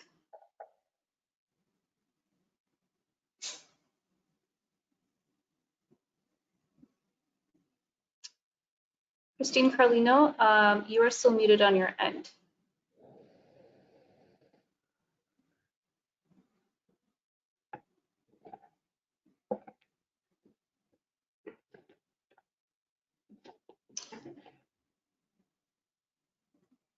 All right, Christine Carlino, I will come back to you and I'm going to go through the list, and in the meantime, if you can, maybe you can figure out your technical difficulties. Matthew Carlino, you are unmuted on our end. You will need to unmute yourself on your end to speak. Hi, I'm going to help try to solve Christine's technical difficulties. So if you want, can I give her my headset? Okay. Hi all. Thanks for being patient here. Christine Carlino, 378 Medford Street. I'm also on the board of the Gilman Square Neighborhood Council, though today I'm going to speak for myself. I just want to say that as a licensed architect, I'm in agreement that this building has no historical significance to it. I also think that if we're going to start preserving every house that has a bay on it, every house that has some sort of significance to a streetscape, just because it's kept nicely, I think we're going to miss out on opportunities to improve neighborhoods and progress our community forward in terms of summer vision. We are in desperate need of housing, and to limit ourselves to existing building footprints as opposed to taking houses where it makes sense and where it's done smartly, and we're keeping every house that has vinyl siding on it and vinyl replacement windows and a nice bay. Like, we need to make smart decisions is all I'm saying. And this community is in desperate need of ground floor businesses, activation, especially this close to the square. I'm really excited at the architectural team that was selected. I actually took a class from Marilyn on architectural detailing, and I can vouch for the fact that this is something that is very important to her. And I know that Tony as well is going to take into consideration the needs of the community and being respectful to the surrounding buildings, and we're looking forward to working with them. So thank you for my time. Thank you. I already gave my address. Can I turn it over to my husband to make his statements? Sure. Okay. Hey everyone, Matt Carlino, 378 Medford Street. I was one of the co-authors for the commercial development section of Summer Vision 2040. And this lot in particular, I mean, we added it to page 18 of the map as an area to be enhanced, specifically because it was close to the train station, and it has already started like kind of this retrofit and kind of like how you would see cities progress. The 4 buildings that are on that side of the street, they were unfortunately engulfed in progress, probably 50 to 70 years ago. And in the grand context of, I guess, like urban development, this is an area that it just has the writing on it that in the future, the 4 houses are really out of context. They're right next to a 6-story building. They're across from Mad Oyster Studios, which is a brick fabrication building. Maybe it wasn't fabrication in the past, but it's a brick building on a street with many other buildings. And being that we're looking at train station and urban development and transit-oriented development, this really is a parcel that deserves to be a building. And maybe one day the other 3 buildings will become, maybe they stay as houses. I mean, to make it historically significant just because it's a house and you want to save the other 4 buildings, they already have buildings around them. It wouldn't be any more out of context if there was 3 houses and a building next to it rather than 4 houses and a building next to it, which it is now. So thank you very much for your time. Thank you, Matt. Any other members of the public wishing to speak on this item, please raise your hand and you will be unmuted for a 2-minute public comment period. Scott Farrell, I saw that your hand was raised. You are unmuted if you would still like to speak on this item, but you will need to unmute yourself on your side to speak. Hi, folks. Just want to check you can hear me. Yes. Thank you so much. Sort of on the same line, and by the way, I'm Scott Farrell, live at 13 Maple Avenue. I'm a founding member of the Gilman Square Neighborhood Council as well. Similar to what the Carlinos have said, and with all respect to the gentleman who first spoke on the public side, if one actually walks that street, it is a mishmash of architecture and buildings. So there's not necessarily a continuity of styles here. I also wanted to, and speaking as one who almost 20 years ago had to fight off our house being assigned a preferably preserved status. Vice Chair Kelly invoked the slippery slope argument on 38 Laurel Street. I have some concern in that residents might also fear a similar instance where HPC might declare at whim any property be preferably preserved. And so, you know, every argument has a counter argument, I guess, but this situation is definitely counter to the Summer Vision 2040. It's counter to sustainability goals. It's counter to a lot of things that the community has been vocally advocating for in participation with the city administration. So I certainly, it's a nice house, but the results and the benefits of the overall development will do dramatically much more benefit to this neighborhood on multiple levels. So with that, I pause and I say thank you. Thank you.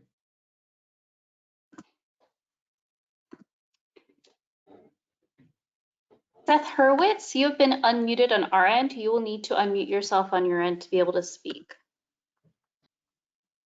Good evening. Thank you for hosting this meeting this evening. My name is Seth Hurwitz, and I actually live right across the street from Scott at 12 Maple Avenue, and not too far away from where Matt and Christine live. And formerly, I had lived at 127 Walnut Street, which is also right around the corner from where 234 and 236 Pearl Street are. And I would agree with what Scott had shared earlier, that when you walk down Pearl Street, there's really a mishmash of architectural styles.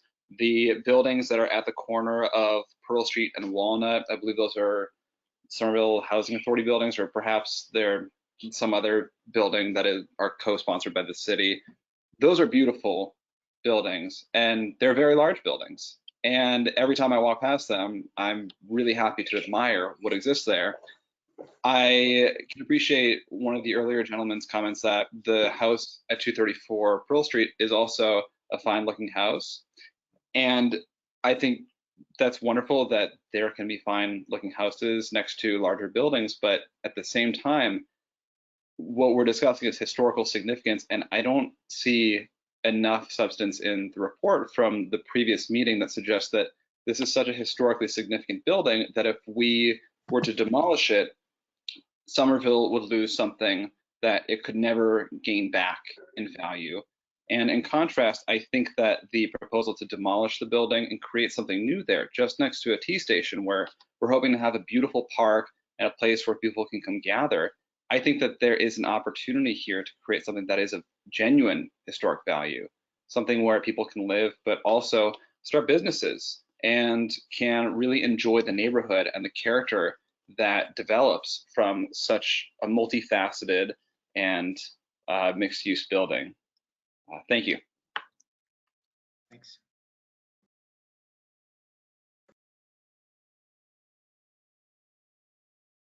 All right. Mr. Chairman, I'm just going through the list. Any members of the public wishing to speak on this item, please raise your hand for a 2-minute public comment period. Lily Link, you have been unmuted on our end. You will need to unmute yourself on your end to be able to speak. Hi, can you hear me? Yes. Great. My name's Lily Link. I live at 12 Maple Ave, and like most of my neighbors have expressed, I fully support redeveloping the site at 234 Pearl Street and 236 Pearl Street. I agree that there is no historical significance to the building. Like my husband who just spoke, we've lived in this neighborhood in immediate proximity to these buildings for over 7 years now. And we love this neighborhood, and we're very lucky to recently become homeowners in this neighborhood, and we hope to live here for the rest of our lives. And we're so excited that the T station is here now, and so excited to see what this square becomes in the coming decades as we see more residential and commercial development come along. And we need it. As many people have said, we have a housing shortage, and any development that helps chip away at that problem is important. So thank you for your time, and I will yield the rest of my time. Thanks.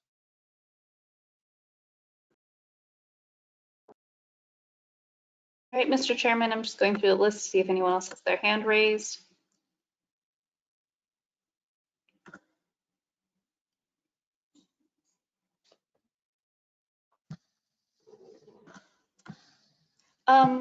Tori Antonino, you have been unmuted on our end. You will need to be unmuted on your end to be able to speak.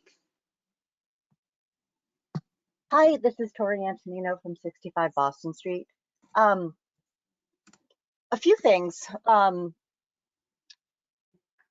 noticed right next to the building there, I think it's called Pearl Street Gardens. No, Pearl Street. It's a 6-story building, and if I were, trying to, I think this space could be an MR5. Actually, that's. I think that would be an interesting conversation to have with the developer. This particular area of Gilman Square is designated to be MR4 in the new Somerville zoning, and I support that, and I support that if the developer is going to also be able to negotiate a community benefits agreement. I personally would want, if so much, we're going to be taking up open space that these houses are providing, and MRs do not provide any required civic space. So I think it would be interesting to have conversations with the developers for when they do this project for MR4s in that area to include civic space and significant green space, and of course, plants that are native that attract pollinators. So I guess I'm in support of going forward with demolishing this building.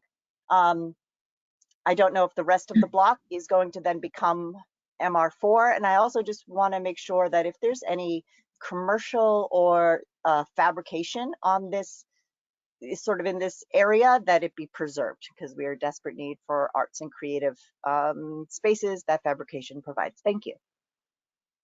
Thanks.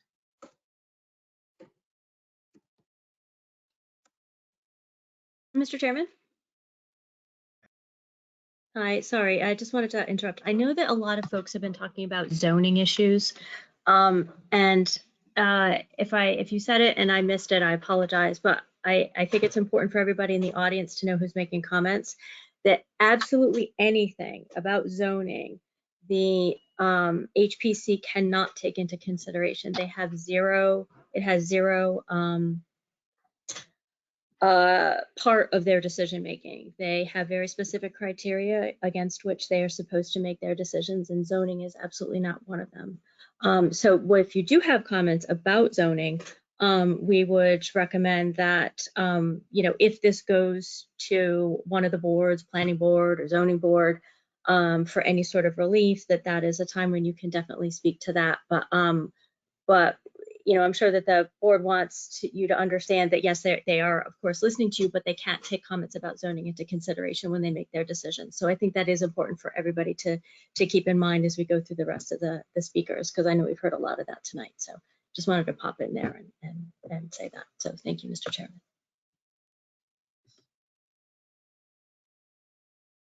Vicki Peterson, you have been unmuted on our end. You will need to unmute yourself on your end to be able to speak.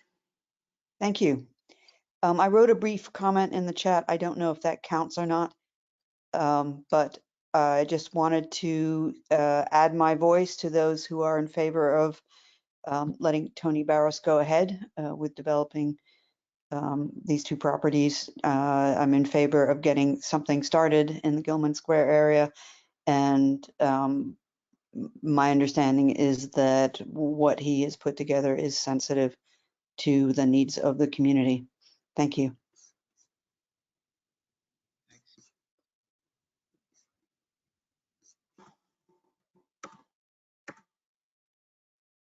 Tony Barros, I see that you have your hand raised. As the applicant, you will need to wait until after public comment is done to be able to speak. But I'm just making sure that the chairman knows that you would like to speak. But during public comment, we're just going to take comments from the public for now. Any other members of the public wishing to speak on this item, please raise your hand for a 2-minute public comment period and you'll be unmuted. All right, Mr. Chairman, I do not see any other members of the public with their hands up, and so you may close the public comment period. And as a reminder, Tony Barros, the applicant, does have his hand raised for after. Sure. All right, we'll close the public comment portion of this hearing. And Mr. Barros, please speak up. All right, Tony Barros, you are unmuted. Yes, hello, this is Tony Barros. I just want to thank the commission for the consideration tonight. I want to thank the public for thoughtful comments. Look forward to putting and working with the community and putting something that works for everyone in the area. That's all. Thanks, everyone. Thank you. All right, well, it's up to us then, commission. Who has thoughts? Who wants to go first?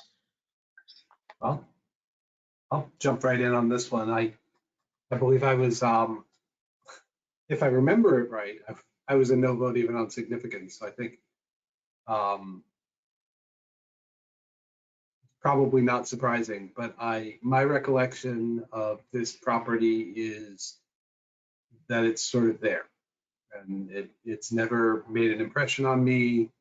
Of the group of the 4 buildings, it's, it doesn't stand out from that in any way. I think I agree with the members of the public who spoke that 3 buildings there instead of 4 would be no real loss to the streetscape, given the hodgepodge of things, and that enough of the detailing of the property has gotten covered up that it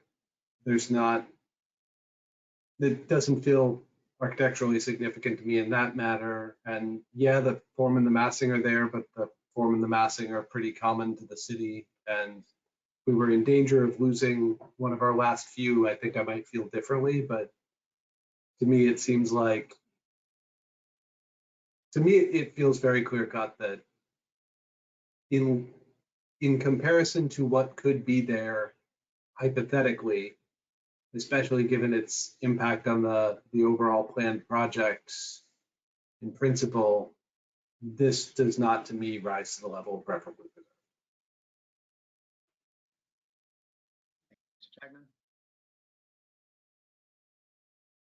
That's my thought. Yeah.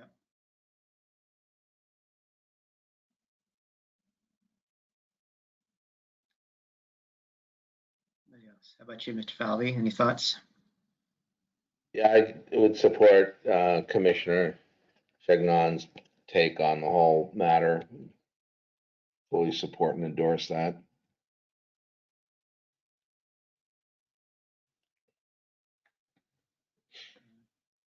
Vice Chair Kelly, any thoughts? Hi, it's Robin Kelly, and I do think that this property being an end property, that its demolition would be less noticeable than were it, or disruptive, than were it one of the middle in the group of three.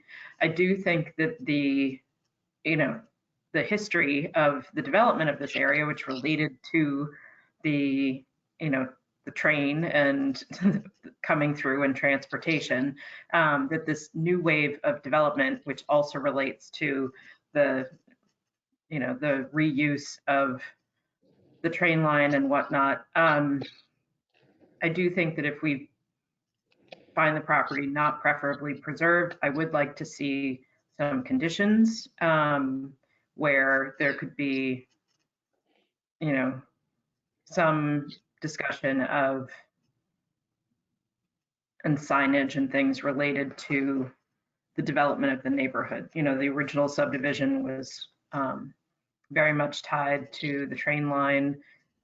This project, as has been noted by members of the neighborhood, there's this real push for this new construction as it relates to the improved transportation in the area. And so I think, if this structure were to go, it would be good to have some acknowledgement of that cycle of change from the trolleys of the late 19th century to the Green Line of the 21st century.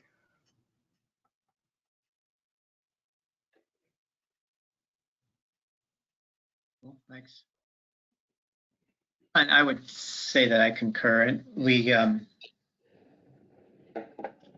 I think the biggest reason for thinking this was significant was the role it played in a grouping of 4 front gable houses in a group in a row there.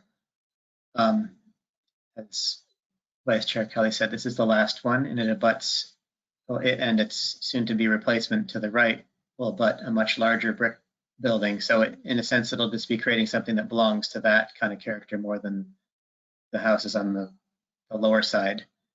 And while I don't view, you can't just say that the need for housing is carte blanche to demolish anything and that our work, there's no point to doing this kind of thing. It's worth noting that this is kind of right smack dab in the middle of Magoon Square, almost smack dab in the middle of it, and it does have an important role to play there. So I think it's worth considering the better use of that particular location. Yeah, I agree.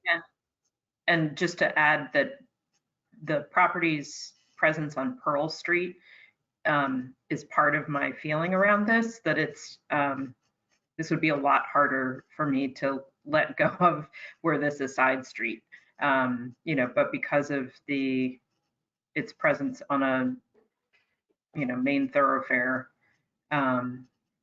within proximity to the train line and train station, it does seem that it's not preferably preserved.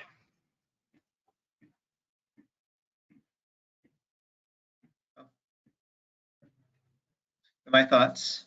Now, you suggested, Vice Chair Kelly, with a condition that some sort of documentation about the neighborhood, the transportation history, or if we were to do that, we'd want to be a little bit clear about it. Yeah, I think that it would be meaningful to acknowledge, this property, the subdivision, the land was originally owned by Mr. Gilman, for whom the square is named. The property was then built as this wave of construction to support middle-class housing for riders of the trolley and such. And, you know, we've now come into a new era. But that history of this specific location, I think, is important to acknowledge, and that could be pretty easily incorporated somewhere at the site. Mr. Chairman, through you, to add on to what Vice Chair Kelly was saying, we could, you have the option to do not preferably preserved with conditions, and signage could be one of the conditions, as well as photographic, so photos taken of the exterior and interior, current architectural drawings. Those are the general things that we ask for. So those are things that could be conditioned if you wanted to declare it not preferably preserved with conditions. What do the others think about, Ryan and DJ, about this idea of some signage? I was going to say, I thought that was actually an excellent idea. That my take on it is, you know, I want to concur with what Vice Chair Kelly said about if this were on a side street, it would be a very different conversation. But also, yeah, I mean, it's part of it to me is that it feels like the growth pattern and the trend around it have been changing, and it makes sense for this to change as well. But then capturing a record of that feels like a very appealing idea. I think that some sort of signage, especially if there are planned, you know, artists or fabrication spaces and civic use and so forth as part of the project, you know, it's going to be an area with a bunch of activity. It's a wonderful opportunity for education about the history of the square. I think it's a fantastic idea.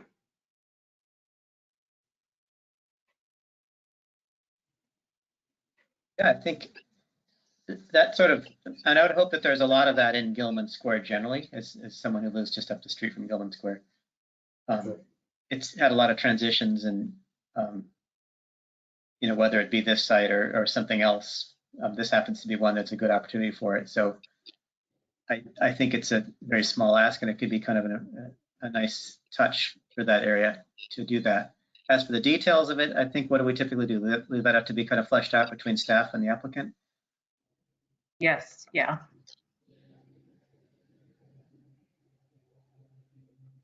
So that's fine. I think we're all in consensus, it seems, about the underlying preferably preserved status for this building. I'll never be able to say that word without flubbing it. So maybe we should move forward to the motion.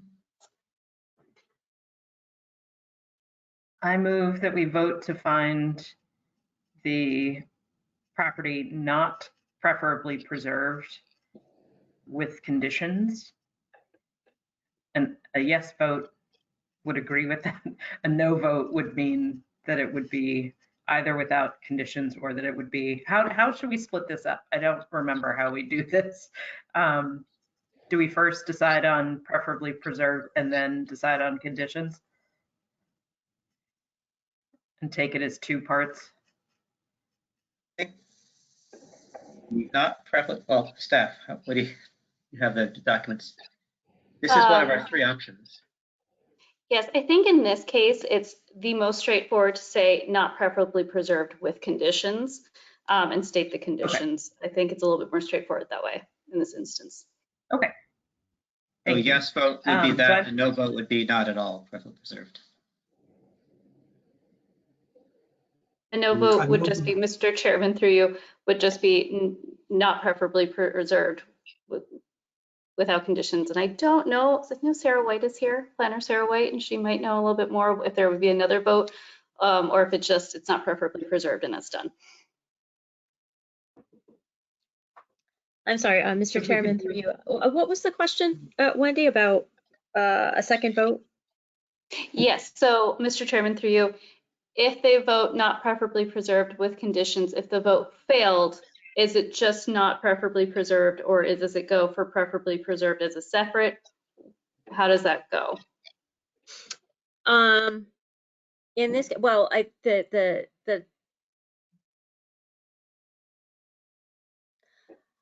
I would, so you get one vote.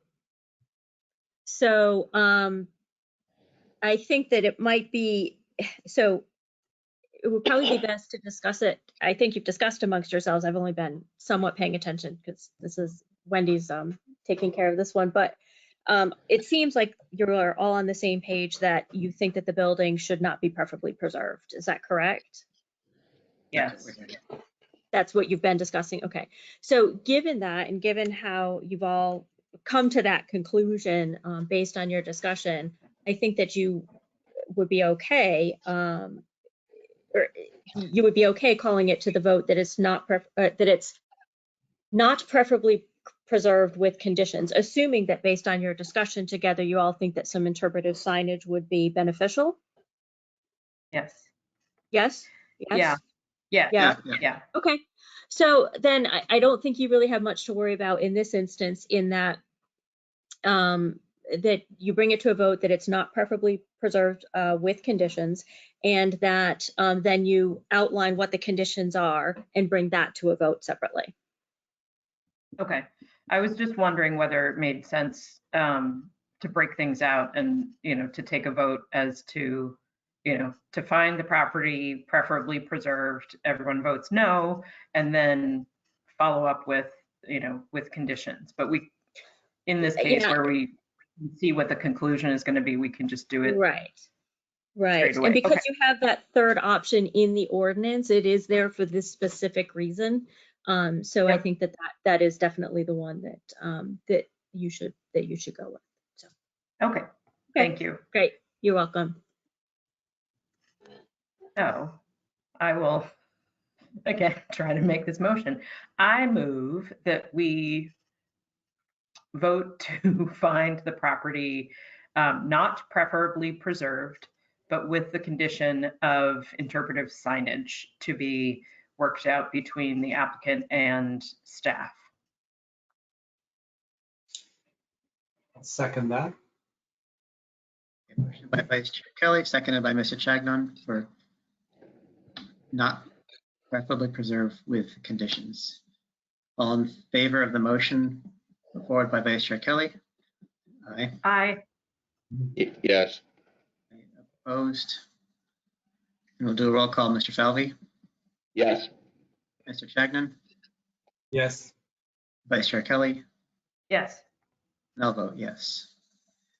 So we need two more votes. We need one for those conditions and another for findings. I would suggest we go with the conditions since that's kind of part of this. Yeah. Mr. Chairman, were the conditions were stated as part of Vice Chair Kelly's motion. Do we need to clarify more about what the interpretive signage is, or can we just rely on the text of our meeting about that it has to do with the transportation history of, to what extent do we parse that out now, or is that something we'll just flesh out between staff and the applicant later on? I am fine leaving staff. Then. Right. Good for you, Ms. White? Mr. Chairman, thank you. Through you, yes. If you would like to codify it as well by saying that you would like to see, at least to some degree, the transportation history of the square, the history of Gilman, et cetera, included in that history as guidance, then I think that would be worthwhile. Yeah. Yeah, so I guess we'll just take a motion that summarizes that to be regarding the transportation history of Gilman Square. It applies to other squares within Somerville, but it talks about that whole period of, the introduction of the trolley routes, trains up through Somerville, and that location to the extent possible, location specific history. Yes, and the original subdivision of the area, the land that was owned by Mr. Gilman, and that it was specifically built with the idea that it would be housing for commuters. as is also intended now.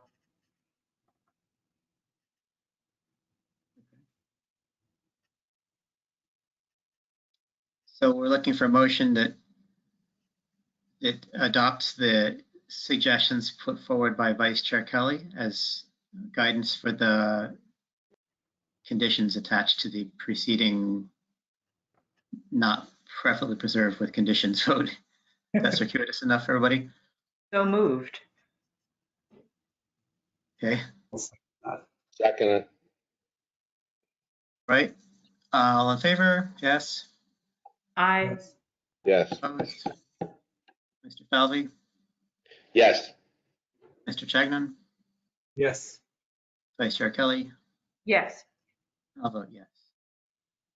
Then finally, we just need to adopt findings. And I think that it's, there was an inadequate contribution to the streetscape. Does not reflect adequately the history of that architectural style, not associated with, importantly, with any architectural, with the important people. Anybody want to add to that?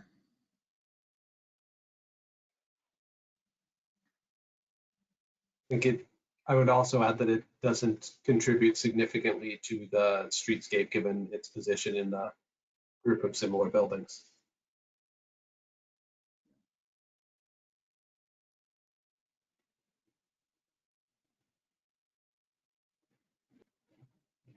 I move that we vote to adopt those findings. Mr. Kelly, is there a second? Second. Seconded by Sure, I'll Mr. second. Chagnon. All in favor? Aye. Opposed? Mr. Falvey? Yes. Mr. Chagnon? Yes. Vice Chair Kelly? Yes. And I'll vote yes. So there you have it, folks. Thank you for coming to us with your project. Good luck with everything. Thank you, Mr. Chair, members of the commission. Have a good evening. Okay, now we're on to other business. We have the rules of police and procedure, policy and procedure. Mr. Chairman, through you, unfortunately, we will need to move that to the next meeting as we were not finished incorporating some of the comments from the last meeting in time. Okay. Thank you. We don't need to vote on that. That just gets punted, right? It's just not a case. Correct. Okay.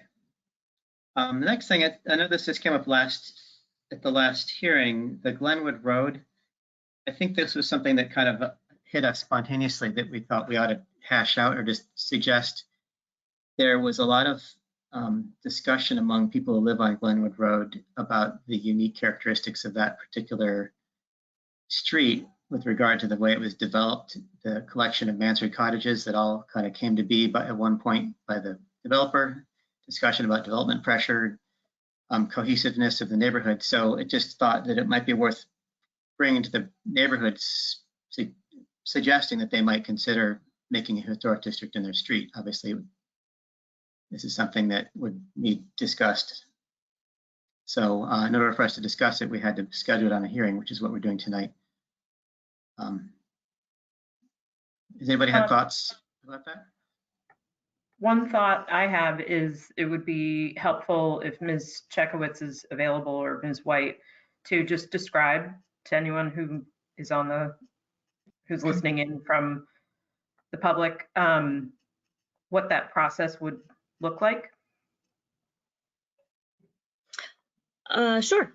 So, Mr. Chairman, through you. I think the first thing to make clear to everybody who is here and listening is this discussion right now that you're having is not actually a hearing. I don't want anybody to think that there's public comment taken on this, but this is a discussion between the board. And this is not a time when the board decides that they can't vote on making a historic district tonight and there it is, there it goes. It's actually quite an involved process.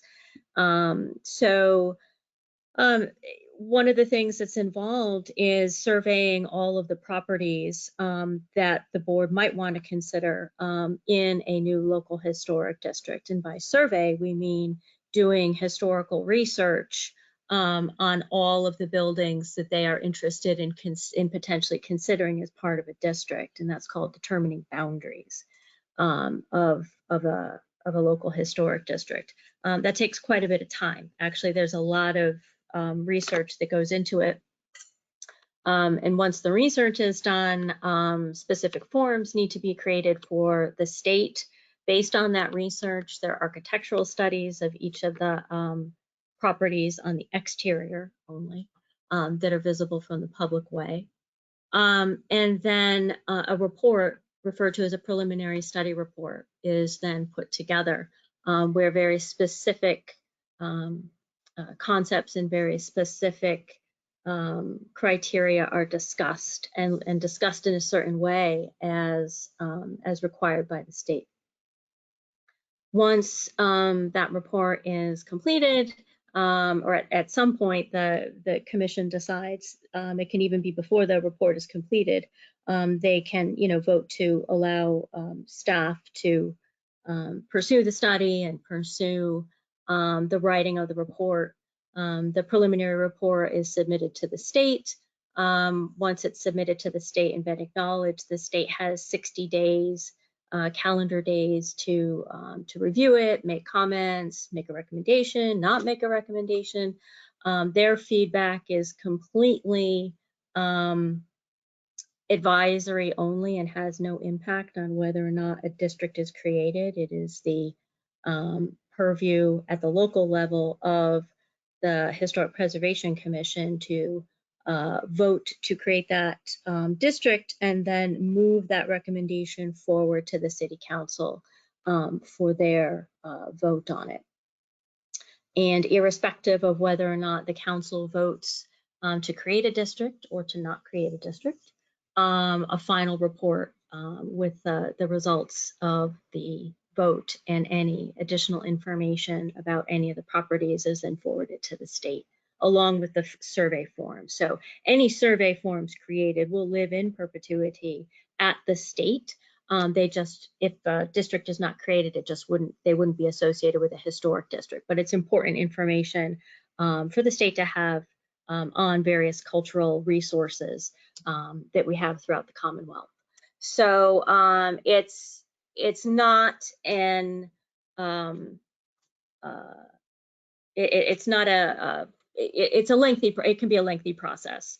It's all dependent on, staff time and whatnot. And one of the things I forgot to mention is that once the state has provided any advisory feedback, then by law, the Historic Preservation Commission is required to hold a public hearing, and any properties that are being considered for part of a district, property owners are notified directly, to attend, not attend, sending comments, not sending comments, etc. But that is also part of the process before the commission moves their advisory, their recommendation to the City Council. So, but back to what I was saying before, it can be quite a lengthy process depending on what the size is that the HPC might want to consider. So that's for more discussion, I think, amongst members of the commission, what they might want to take a look at, have staff look at, and then we really have to, have a talk with the commission too about staff availability, staff time, etc. So that's the semi-lengthy nutshell for now. Any other things you'd want me to address, just let me know, Mr. Chairman.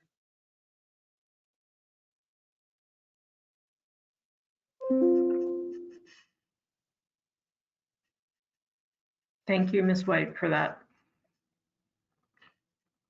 You bet. Sorry, muted.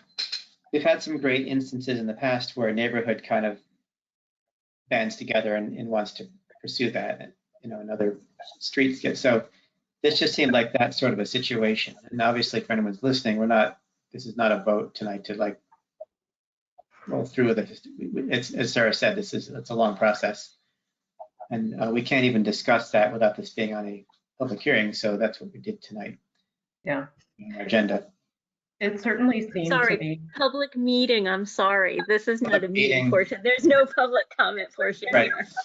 here. I'll forever get those two backwards. This is a public meeting. Yes. So it certainly seemed when we had various residents and property owners from Glenwood sharing thoughts recently that they, as a group, seemed pretty well organized, to be in communication with one another, to be very enthusiastic about the history of their homes, and that among them they had gathered a good amount of historic information and photographs about this collection of mansard cottages. And so it seems to me a worthwhile pursuit because of the, what I would expect would be interest from the owners, but also just the special nature of this collection of properties, which I can't think of another street in the city that has as many mansard cottages as Glenwood has. So I think it would be worthwhile to pursue.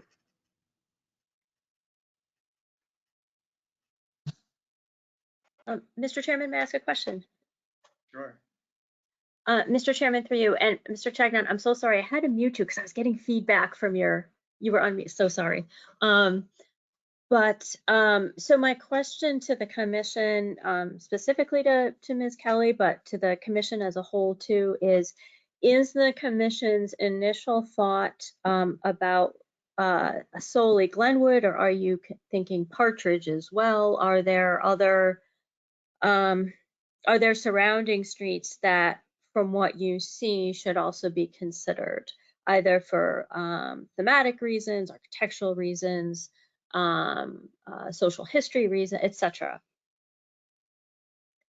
Right now, I have not looked beyond the Glenwood group, but certainly that's something that we can explore to see if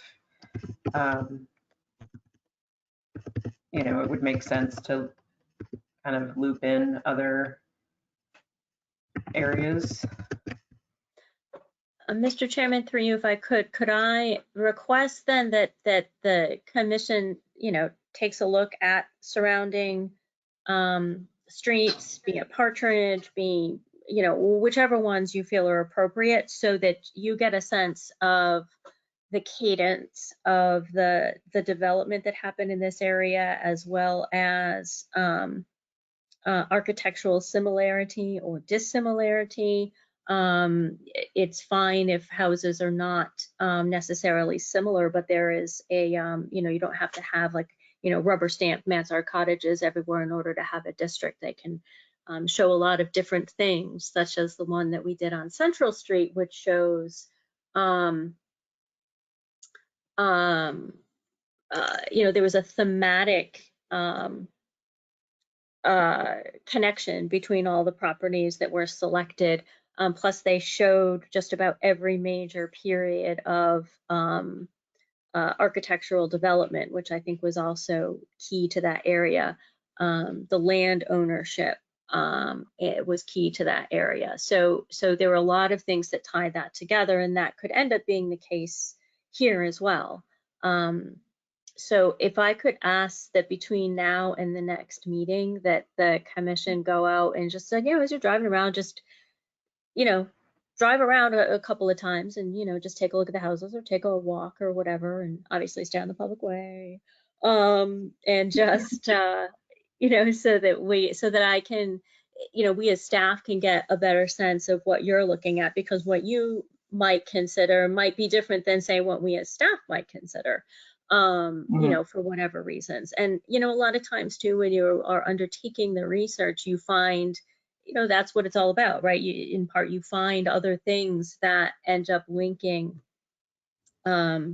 properties and streets that you wouldn't have known unless you undertook the research. But obviously you undertake the research by starting from one key point, and that is about certainly the architectural similarity. Trull might be another one that you consider. So Trull, Partridge, Glenwood, so yeah, take a look at those, and if we could have this discussion on the agenda for next time too, or if not next time, then maybe it's in August. That's fine as well. But just let Ms. Chekowitz know, and I can come back and we can talk about what you think. Sure. And I don't know if it's the kind of thing where, I don't remember a time when we had a neighborhood that was so cohesively engaged, and we had this petition, and someone had a great report about the history of the neighborhood and all that sorts of stuff. And I don't know if it's the kind of thing where it would be worth someone in staff interacting with them on that level. Yeah, Mr. Chairman, through you, I think, and Ms. Chekowitz, remind me, but I think that we received that from them as well. Yes. And it was put forward to the commission. Yes.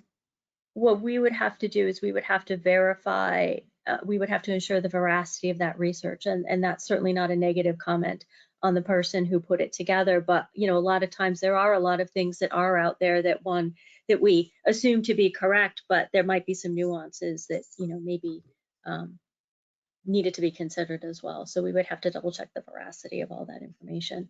So the other thing we would have to think about too is quite honestly staff time and availability.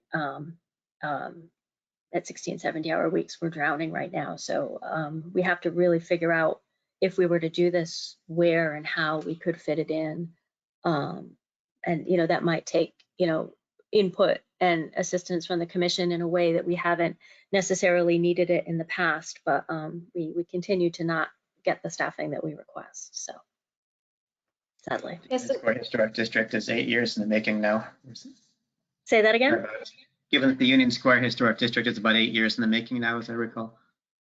Yeah, and until we get more staff, I mean, even if we had that approved right this very minute, we do not have the staff to handle the onboard of all the properties that would be involved. I think Wendy and I would probably both quit. And I'm 75% not kidding. Yeah. So we have a challenge with having the staff to do the heavy lifting of it and keep up with the regulatory work and keep up with the demands and keep up with the, hey, this office needs this or a counselor needs that. So yeah, we're kind of at a loss. So anything that we can do to kind of work together on it would be huge. Well, it also sounds like more needs to be done at the council level to appropriate the needed funding and staffing for yeah aren't. Yeah, Mr. Chairman, through you, yes. So the council can definitely appropriate funds, but if the funds aren't asked for or if the staff positions aren't asked for, they can't add them into the budget. And so that's what we've been seeing. So then they can cut, but they can't add. Able to ask for the positions to be added. Yep. From the administration. Yeah. And we had some people do that this year. Unfortunately, it didn't come to fruition. So you can hear from my voice, I'm tired. Maybe it's just my age, but I'm really tired. And I know Ms. Chekowitz, she had it was a 3-day weekend and she had 1 day off. So sounds like I'm belly aching, but I'm really not, because we definitely want to serve you as well as we can. Well, and keeping in mind that it's serving the city, which is why we need the support of the entities in the city that can actually make change. But it would seem that perhaps if there were property owners who would like to see this happen, and then they realize that there isn't the bandwidth to move projects like this forward, perhaps there can be pressure on their city councilors or others as needed. Also, just if anybody from that neighborhood is listening, a historic district is really the only and best way to protect your neighborhood. If this sorts of issue with the loss of these houses is bothering you, a historic district is the best and only way to really guide that process, what happens to the street. Right, and so the distinction, just to further clarify that, we have a number of examples of what would have been considered, had they come before the commission, would likely have been found to be historically significant and preferably preserved properties. But if it's not in a local historic district and the plans for redevelopment don't show at least 50% demolition, then they can go ahead and do that without coming before historic. And even without losing more than 50% of the property, it will be dramatically altered, where it will not look anything like what it does now. It's not just a nicer version of what's there now with maybe an addition on the back. It can be completely transformed where it's unrecognizable, and we can do nothing about that. So the only way that that could be prevented would be if the property is within a local historic district, in which case any change to the exterior would have to be put before historic staff or come before the commission. So that's why it's important. Okay. And certainly staff, please correct me on anything that I got wrong. Thank you, Mr. Chairman, through you. No, I think that was pretty good. Okay. So that is that. And so we will, our little homework here is to look at what we think the extent of a historic district might be, what gives it that character. Yes, that would be very helpful, Mr. Chairman. Okay. Next on our other business is a CPC update. We haven't had any further CPC meetings since our last hearing, so it's the same report as last time, which is that we're now accepting, we're soliciting applications for CPC grants. It's sort of like an open season on that, and that's where that is. There's not a lot of movement on that right now, and that's really what's ongoing. And that is the end of our agenda. Anything else? I move that we vote to adjourn. Okay. Is there a second? Second. By Mr. Falvey. All in favor of adjourning? Aye. Yes. Opposed? Aye. Mr. Falvey? Yes. Mr. Chagnon? Vice Chair Kelly? Yes. And I vote yes. And we had, I guess for the record, a thumbs up from Mr. Chagnon for the note. Now I have been unmuted on the other end due to the feedback issues, and yes. All right, folks. Thank you all. We'll see you in two-ish weeks. Great. Thanks, Eric. Nice to Thank see you. you. Good to see you, Bye, Sarah. guys. You too. Bye. Aye. Bye.